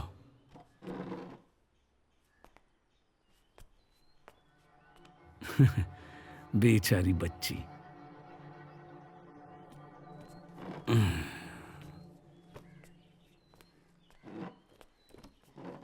प्यारी गुड़िया सो जा राज दुलारी। ये गाना तुम्हें किसने सिखाया? रानी आंटी ने। वो मेरे लिए लोरी गाती थी। क्या तुम मेरे लिए एक बार फिर गाओगी? गाओ। प्यारी गुड़िया सो जा राजकुमारी, तू है मेरी राज दुलारी, सो जा राजकुमारी। भासी सर, मेरे ज्ञान के अनुसार जहां तक मैं जानता हूं, मुझे ऐसा बिल्कुल भी नहीं लगता कि ये कोई पारंपरिक आदिवासी गीत है। ये तो मुझे आज के जमाने का किसी नए कलाकार का धन्यवाद गीत लगता है। मैंने इसे एक बार यूथ फेस्टिवल में सुना था। मुझे ये इसलिए पसंद आया क्योंकि इसमें सच्ची भावना है। उस दिन वहाँ एक शिक्षक और कुछ छात्र थे। अगर मुझे ठीक से याद है तो वे किसी आदिवासी स्कूल से थे। दुख की बात तो ये है कि वो उनका आखिरी यूथ फेस्टिवल था, है ना? क्या आपको पता है वो लोग कहाँ से आए थे, रामानुजन सर?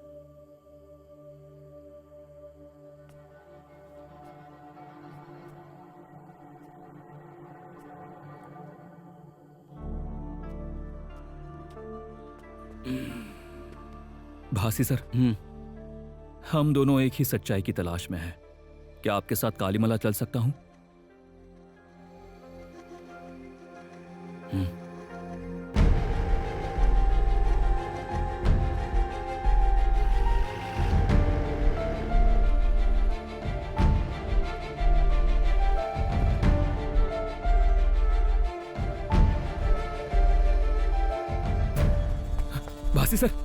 भासी सर, क्या हुआ आपको?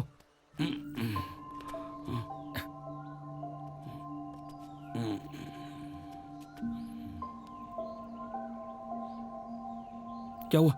कुछ नहीं हुआ, कुछ नहीं हुआ। हॉस्पिटल चले क्या? आराम से बैठिए, बैठिए, आराम से। आराम से। ये आपकी चप्पल। ओके।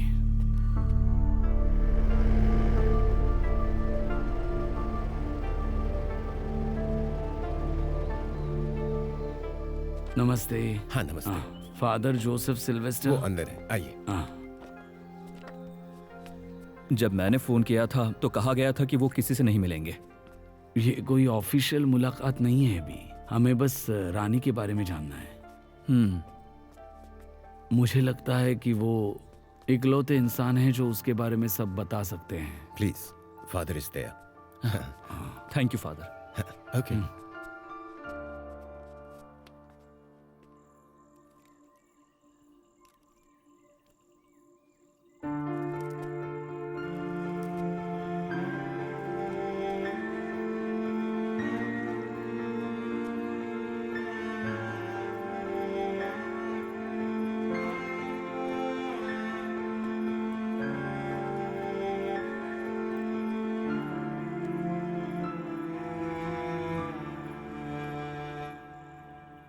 मैं इसे भूलने की कोशिश कर रहा हूँ, वो सब जो मुझे दर्द देता है। इसीलिए मैं किसी से मिलना नहीं चाहता। वो वक्त सिर्फ दर्द भरा नहीं था, बल्कि उसमें कहीं ना कहीं थोड़ी सी खुशियां भी थी। मुझे कभी नहीं लगा कि रानी के बारे में कोई पूछने के लिए आएगा, लेकिन जब मैंने तुम्हारे उस मैसेज में बच्ची को वो गाना गाते हुए सुना तो लगा काश वो जिंदा होती। जिंदा होती मतलब क्या कहना चाहते हैं? तुम्हें नहीं पता क्या?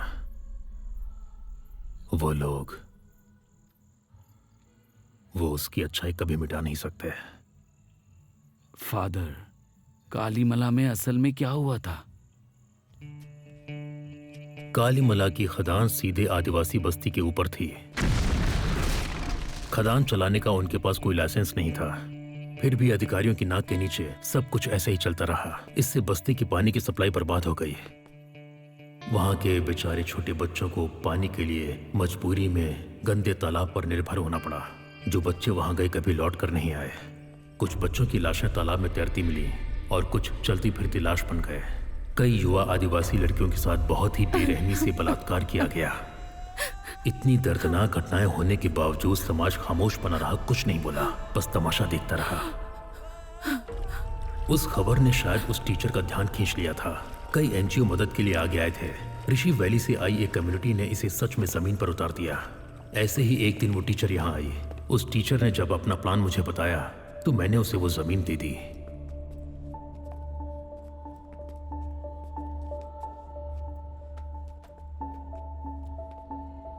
उस स्कूल का आज बस यही बचा है, एक आखिरी निशानी। ये है रानी।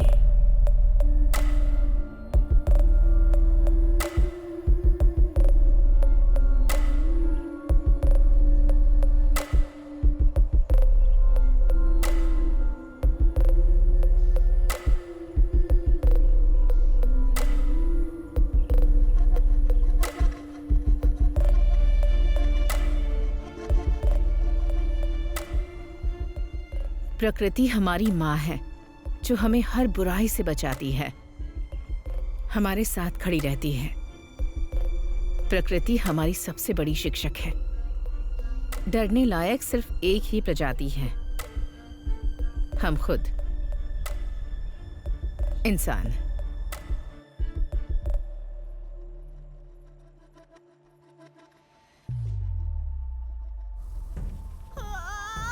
सुनो, आराम से आओ, घबराओ मत, कुछ नहीं होगा।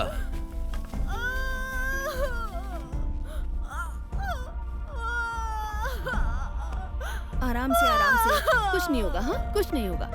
रिलैक्स करो, ठीक है? जरा इधर देखो, कोई हवा करो इस पर। हम सब यहीं पर हैं, सब ठीक है। हाँ, शांत हो जाओ तुम। रिलैक्स, परेशान मत हो, सब हो जाएगा। ठीक है, आराम से। बस हो गया।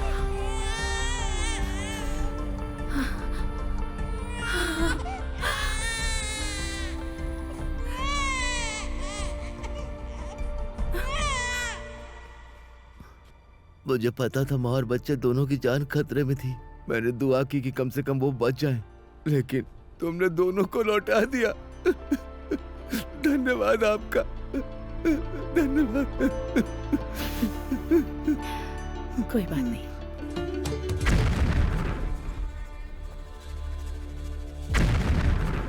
दीदी, उन्होंने फिर से ब्लास्ट करना शुरू कर दिया। अब हमें ये जगह छोड़नी होगी।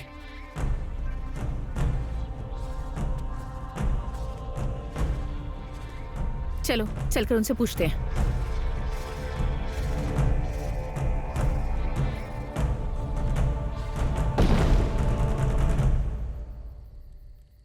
सर, एक और बात बताना चाहती हूँ।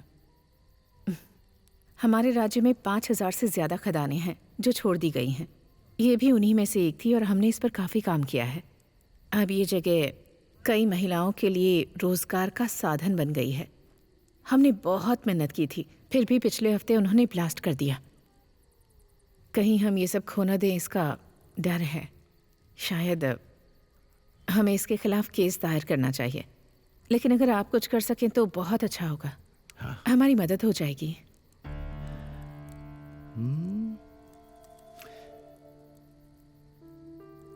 मेरे लोगों की खुशी ही मेरी खुशी है। मैं देखता हूँ कि क्या किया जा सकता है। टीचर, आप फिक्र मत कीजिए। ठीक है, धन्यवाद। कालीमला के लोगों ने खदान मालिकों का साथ दिया, लेकिन वो टीचर वरिया परम्बिल परिवार का हिस्सा थी। वो बहुत पक्के इरादे वाली है रोनी चाया। सेल्वन उनका भरोसा और पैसा दोनों चाहता था। सेल्वा, अगले चुनाव में मेरा समर्थन इसी बात पर निर्भर करेगा कि तुम इस मुद्दे पर किस तरह का रुख अपनाते हो। तो अब फैसला तुम्हें ही करना है। उस वक्त इलेक्शन जीतने के लिए उसके पास सिर्फ एक ही रास्ता था और वो उसी रास्ते पर चल पड़ा।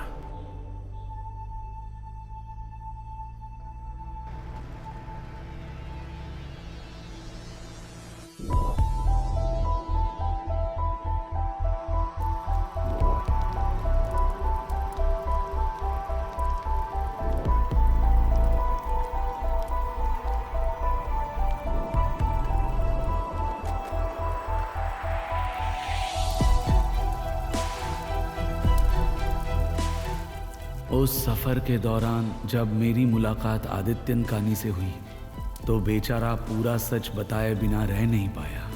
उसने जो बताया वही कालीमला की और उस टीचर की असली कहानी थी।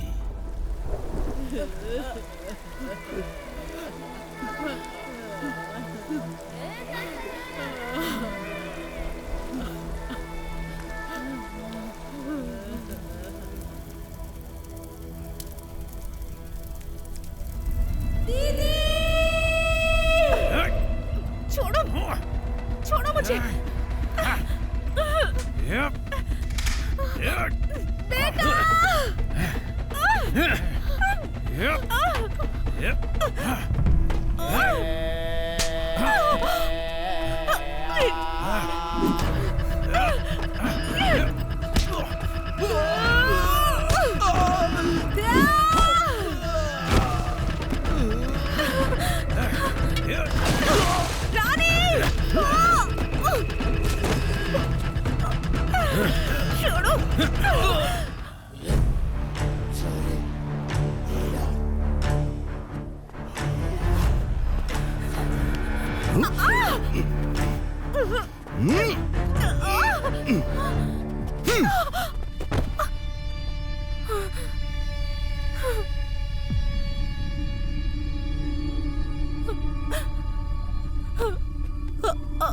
मैंने कहा था कि शिकायत दर्ज मत करवाना। उन्हें छोड़ दो। मेरे खिलाफ कोई कदम उठाने से पहले तुम्हें मुझसे पूछना था। तुम्हें पूछना चाहिए था। उनके बस साथ एक कुछ बार। मत करना, छोड़ दो उन्हें।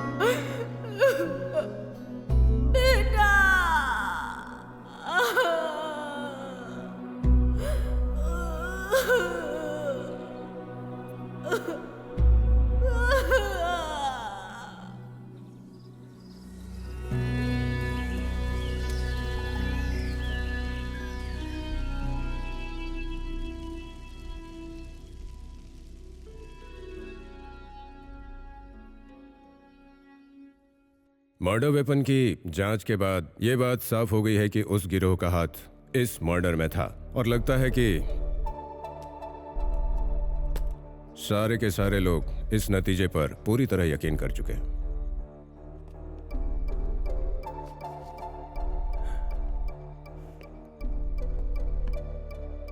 अच्छा भासी भाई, आपको इसमें कोई शक है क्या?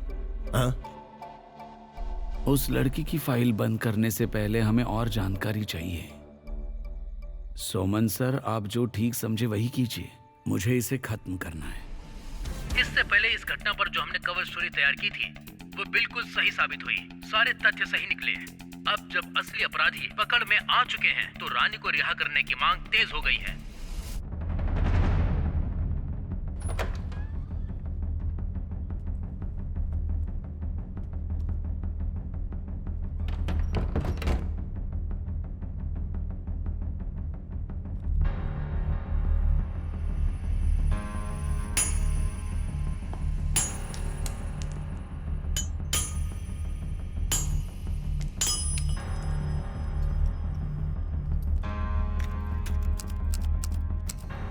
कालीमला में टीचर और बच्चों की मौत दिए से तेल गिरने की वजह से नहीं हुई थी।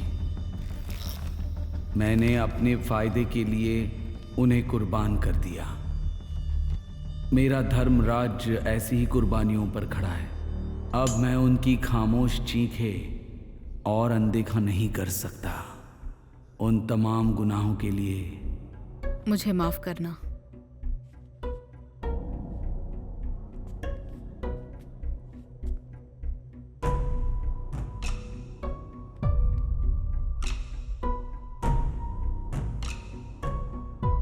कौन हो तुम?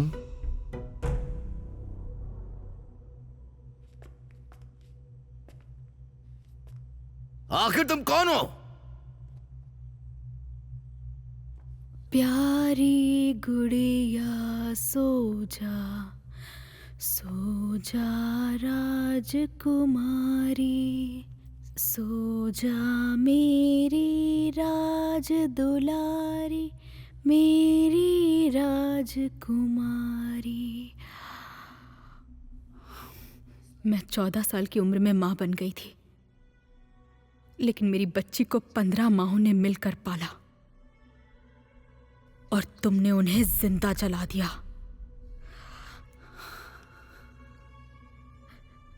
ऐसा कैसे कर सकते हो तुम? सालों तक मैंने उसे कहां कहां नहीं ढूंढा, हर तरह का काम किया। क्या तुम्हें बिल्कुल भी दया नहीं आती? क्या धरती पर कोई तुमसे प्यार नहीं करता? या उस हवा से कोई रिश्ता नहीं जिसमें तुम सांस लेते हो?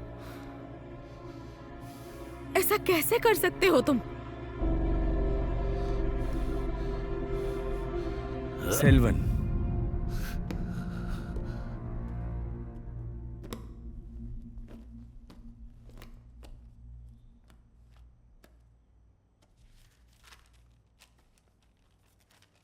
सेल्वन साल 2014 कालीमला के प्राइमरी हेल्थ सेंटर से नौकरी छोड़ने के बाद एक जवान औरत धर्मपुरम पहुंची। उसके साथ एक बच्चा भी था, बिना बाप का एक बच्चा। तुम्हारी सिफारिश पर उसे यहां काम मिला।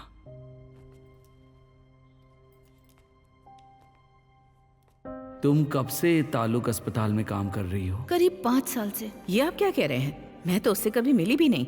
मैंने सिर्फ थोड़ी बहुत सेवा की थी, कुछ गरीबों की एक आदिवासी बस्ती में, वहीं कहीं कालीमला के आसपास। वो बच्चा, कालीमला और तुम, इन तीनों को जोड़ने वाली एक कहानी है।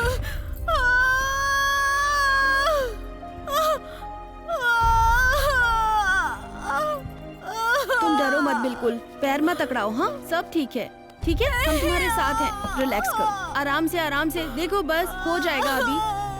हाँ, बिल्कुल चिंता मत करो तुम। यहाँ हजारों लोग आते जाते रहते हैं, कभी रहने के लिए, कभी कपड़ों के लिए,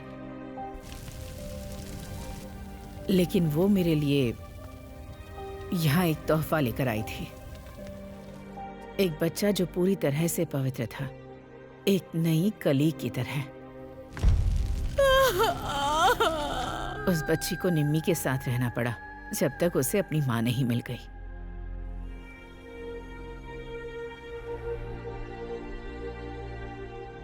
वो रहे फादर। Thank you. मैं यहाँ पर उसके लिए भी आया हूँ। भासी सर पूरी दुनिया के सामने सच लाने के लिए शीला मैम के पास ही गए होंगे। और मेरे यहाँ आने की एक खास वजह है फादर। मैंने शादी के बाद कभी निम्मी से ये नहीं पूछा कि रितु का पिता कौन है। मैं उसके पुराने जख्म की याद दिलाकर दुख नहीं देना चाहता था।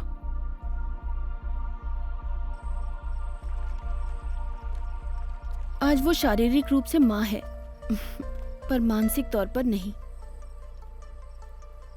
उसके माता पिता के पास इसके अलावा कोई रास्ता भी नहीं था और ना ही मानसिक अवस्था थी कि बच्चे को जन्म दे। लेकिन मैं दिल से चाहती हूँ कि हम एक ऐसी दुनिया बनाए जहाँ इतनी कम उम्र की अकेली माँ आदर और सम्मान के साथ जी सके। अब मैं अच्छे से समझता हूँ उसकी अच्छाई किसी मजबूरी से नहीं बल्कि उसके दिल की अच्छाई से जन्मी है। और हाँ, रितु से बिछड़ने का उसका दर्द उसकी असली माँ से भी ज्यादा समझ सकता हूँ फादर। लेकिन आपको उसे यह समझाना होगा, रितु निम्मी और मेरी बेटी है और जब तक मैं जिंदा हूं वो हमारे साथ ही रहेगी। ये बात आपको मेरे लिए उसे समझानी होगी प्लीज। रानी चाहती थी कि वो धर्मराजन के अंदर छुपे सेल्वन को इस दुनिया के सामने ला सके। तो फिर तुमने क्या किया? मुझे लगा था कि मैं ये कहानी कभी भी पूरी नहीं कर पाऊंगी, तभी वो उस कहानी में मेरे साथ जुड़ी। उसने उस कहानी को वहां तक लिख दिया जहां तक मैं कभी बयां भी नहीं कर सकती। मुझे लगा था कि तुम्हारी तबाह कर देने वाली राजनीतिक जिंदगी का एक अध्याय हमने बंद कर दिया है, लेकिन मैं जानती हूं कि इससे भी कहीं ज्यादा अभी बाकी है। महेश्वरी,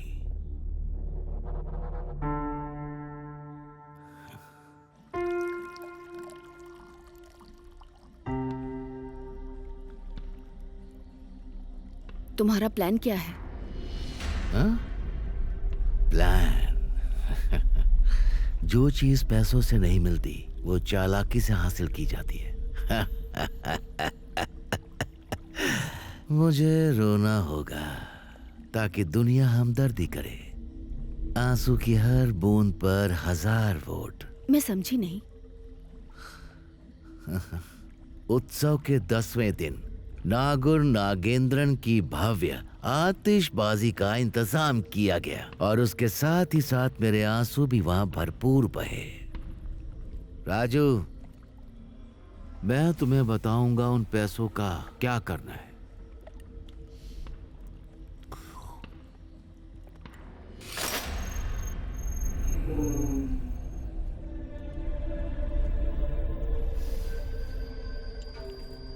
माही? हाँ, आ रही हूँ। ए भी तुम्हें क्या लगता है, क्या धर्मराजन आने वाला चुनाव जीत पाएगा? 200% सर। वो जीतने के लिए किसी भी हद तक जा सकता था। वो जीतने के लिए कुछ भी कर सकता था। ये आपके सामने हाजिर है। इसमें पूरे 35 मिलियन हैं। कंपनी को पूरा भरोसा है कि चुनाव आप जीतेंगे। मणिवर्णन, मैं ये चुनाव तुम्हारी कंपनी के चिल्लर पैसों से बिल्कुल नहीं जीतने वाला। मैं देख लूंगा, तुम जाओ। चार्ल्स, मेरी बहन शीला भी उस स्टेज पर मौजूद होगी। उस स्टेज को ब्लास्ट से उड़ा देना। तुमने सोचा था कि चुनाव जीतने के लिए तुम मुझे इतनी आसानी से कुर्बान कर दोगे? सर, और आपकी बहन? उसे तुम एक कोलैटरल डैमेज समझो। ऑपरेशन के दौरान खून और अंगों के लिए ट्रांसप्लांट करवा देंगे। लीवर है, खून है, वो तो हमें अपने लोगों से ही चाहिए होता है ना। और ठीक उसी तरह चुनाव जीतने के लिए हमें खून बहाना होगा। और उसी रात काम के पूरा होते ही तुम्हें ये सारे पैसे मिल जाएंगे। राजू, मैं तुम्हें बताऊंगा उन पैसों का क्या करना है। वो खबर मुझे जरा भी चौंकाने वाली नहीं लगी। यहाँ तक कि उसके साथ रहने वाले लोग भी मेरे ही पक्ष में थे। अब मुझे हल्का महसूस हो रहा है। मैं डर में नहीं जी रही। उस दिन गैंग लीडर चार्ल्स को एमएलए के पर्सनल फोन से जो मैसेजेस मिले वो साफ दिखाते हैं कि वो मैसेजेस किसी ऐसे इंसान ने भेजे थे जो मैसेज में शॉर्ट फॉर्म इस्तेमाल करने का आदी हो। क्या वो तुम नहीं थी? चार्ल्स और उसके लोग इस बात से अनजान थे कि हथियार सूटकेस के अंदर छुपाया गया था। ये आइडिया किसका था? तुम्हारा ही था ना? इस टॉवर के नीचे से एक फोन कॉल ने तमिलनाडु पुलिस को सूचना दी कि भारी भरकम रकम से भरी एक गाड़ी बॉर्डर पार कर रही है। वो कॉल तुमने ही किया था। सर,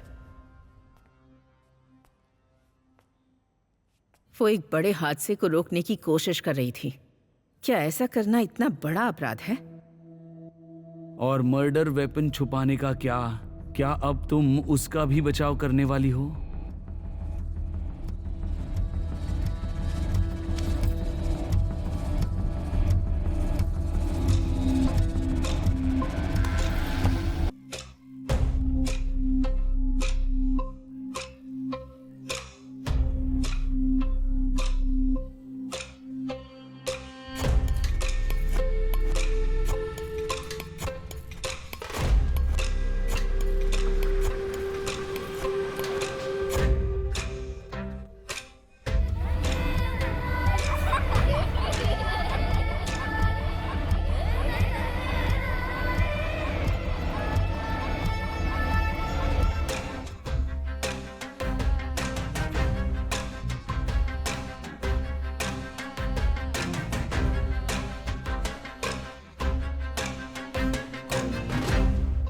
सर अंदर हैं। सर अंदर है, बेल बजा कर जाओ।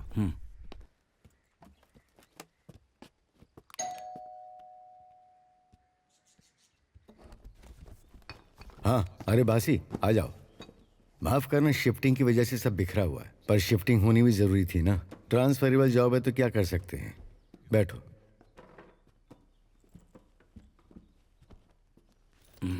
धर्मपुरम के मंदिर उत्सव के दौरान जो बड़ा हादसा होते होते बच गया, तुम जानते हो कैसे हुआ? एक्सप्लोसिव की जड़ तक अब वो लोग पहुंच जाएंगे और साथ ही साथ ये केस हमारे सीनियर्स के पास पहुंच जाएगा।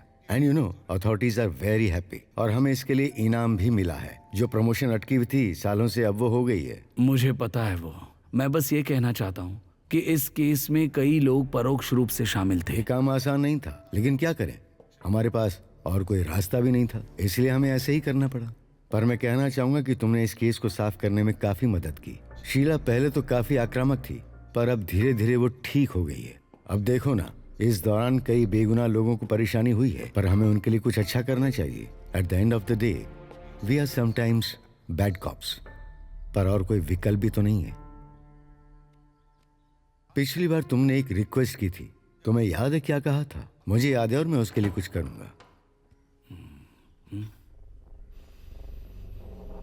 ये अनाथ है।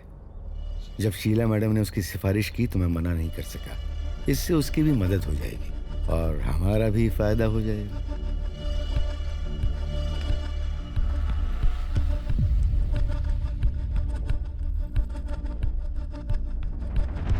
वो इस पर अड़ी हुई है रोनी चाया।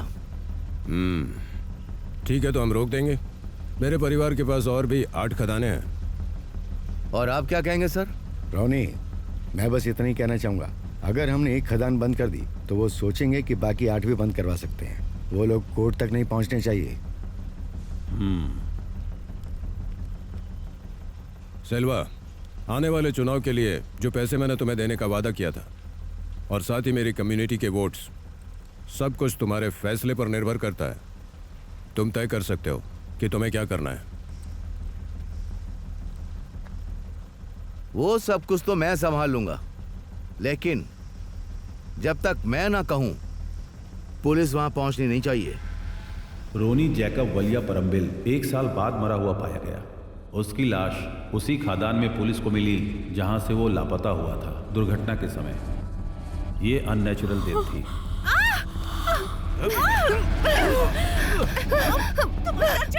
एक बार अपनी बहन का जिक्र किया था जो अब इस दुनिया में ही नहीं है। आदित्य, देखो जो हो गया वो हो गया, रोने से कोई फायदा नहीं होगा।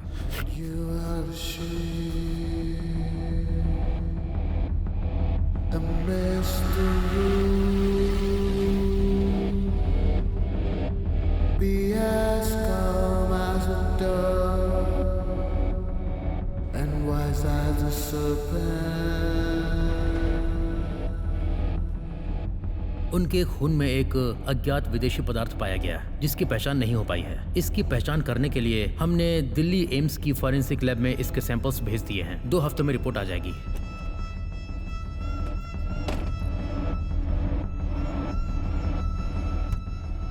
तुमने चाय नहीं पी? नहीं सर, मैं बस जाने से पहले आपसे मिलना चाहता था। पता नहीं फिर कब मुलाकात होगी।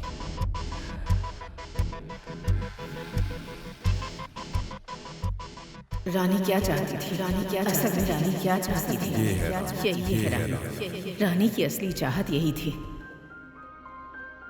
जब तक बच्ची माँ से नहीं मिलती तब तक उसे निम्मी के साथ ही रहना था। दरअसल रानी चाहती थी कि धर्मराजन के अंदर छिपे सेल्वन को वो किसी भी तरह बाहर ले आए।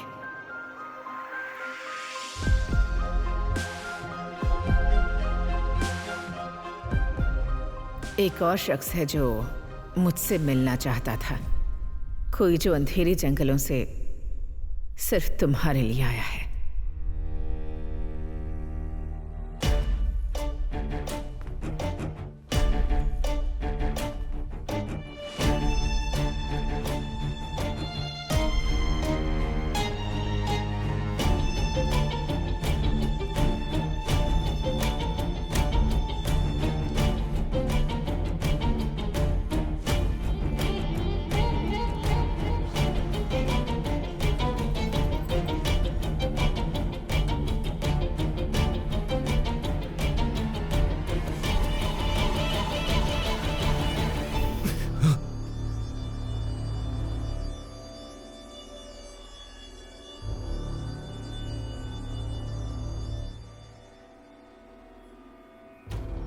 हर बार जब मैं तुमसे मिलने निकलती थी, लेकिन इस बार मैं सब पार करके आई हूँ ताकि उस त्रासदी को रोक सकूं जो तुमने आने वाले कल के लिए रची है। तुमने मुझे पहचाना नहीं। 5 साल पहले तुमने मुझे आग में झोंक दिया था। मेरे शरीर के जख्म वक्त के साथ भर गए, लेकिन मेरी आवाज़ आज भी चल रही है और वही आग यहाँ मौजूद हर औरत के अंदर चल रही है।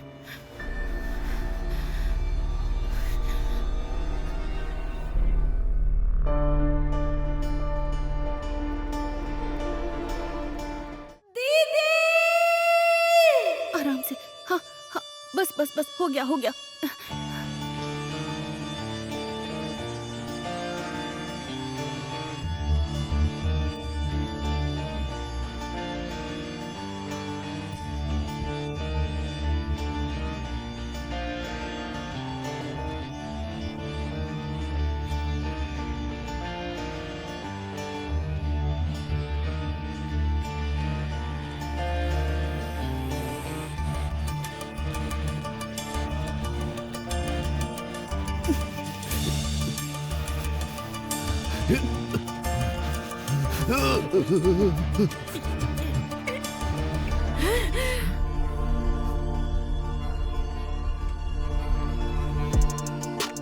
नाम क्या है तुम्हारा? मैं तुम्हारे पीछे नहीं आया हूं। मुझे तुम्हें रोकना नहीं है। इस दरवाजे के उस पार कंक्रीट के जंगल में कोई छुपा है जिसने तुम्हें हथियार बनाया और मैं उसे ढूंढ निकालूंगा। रानी।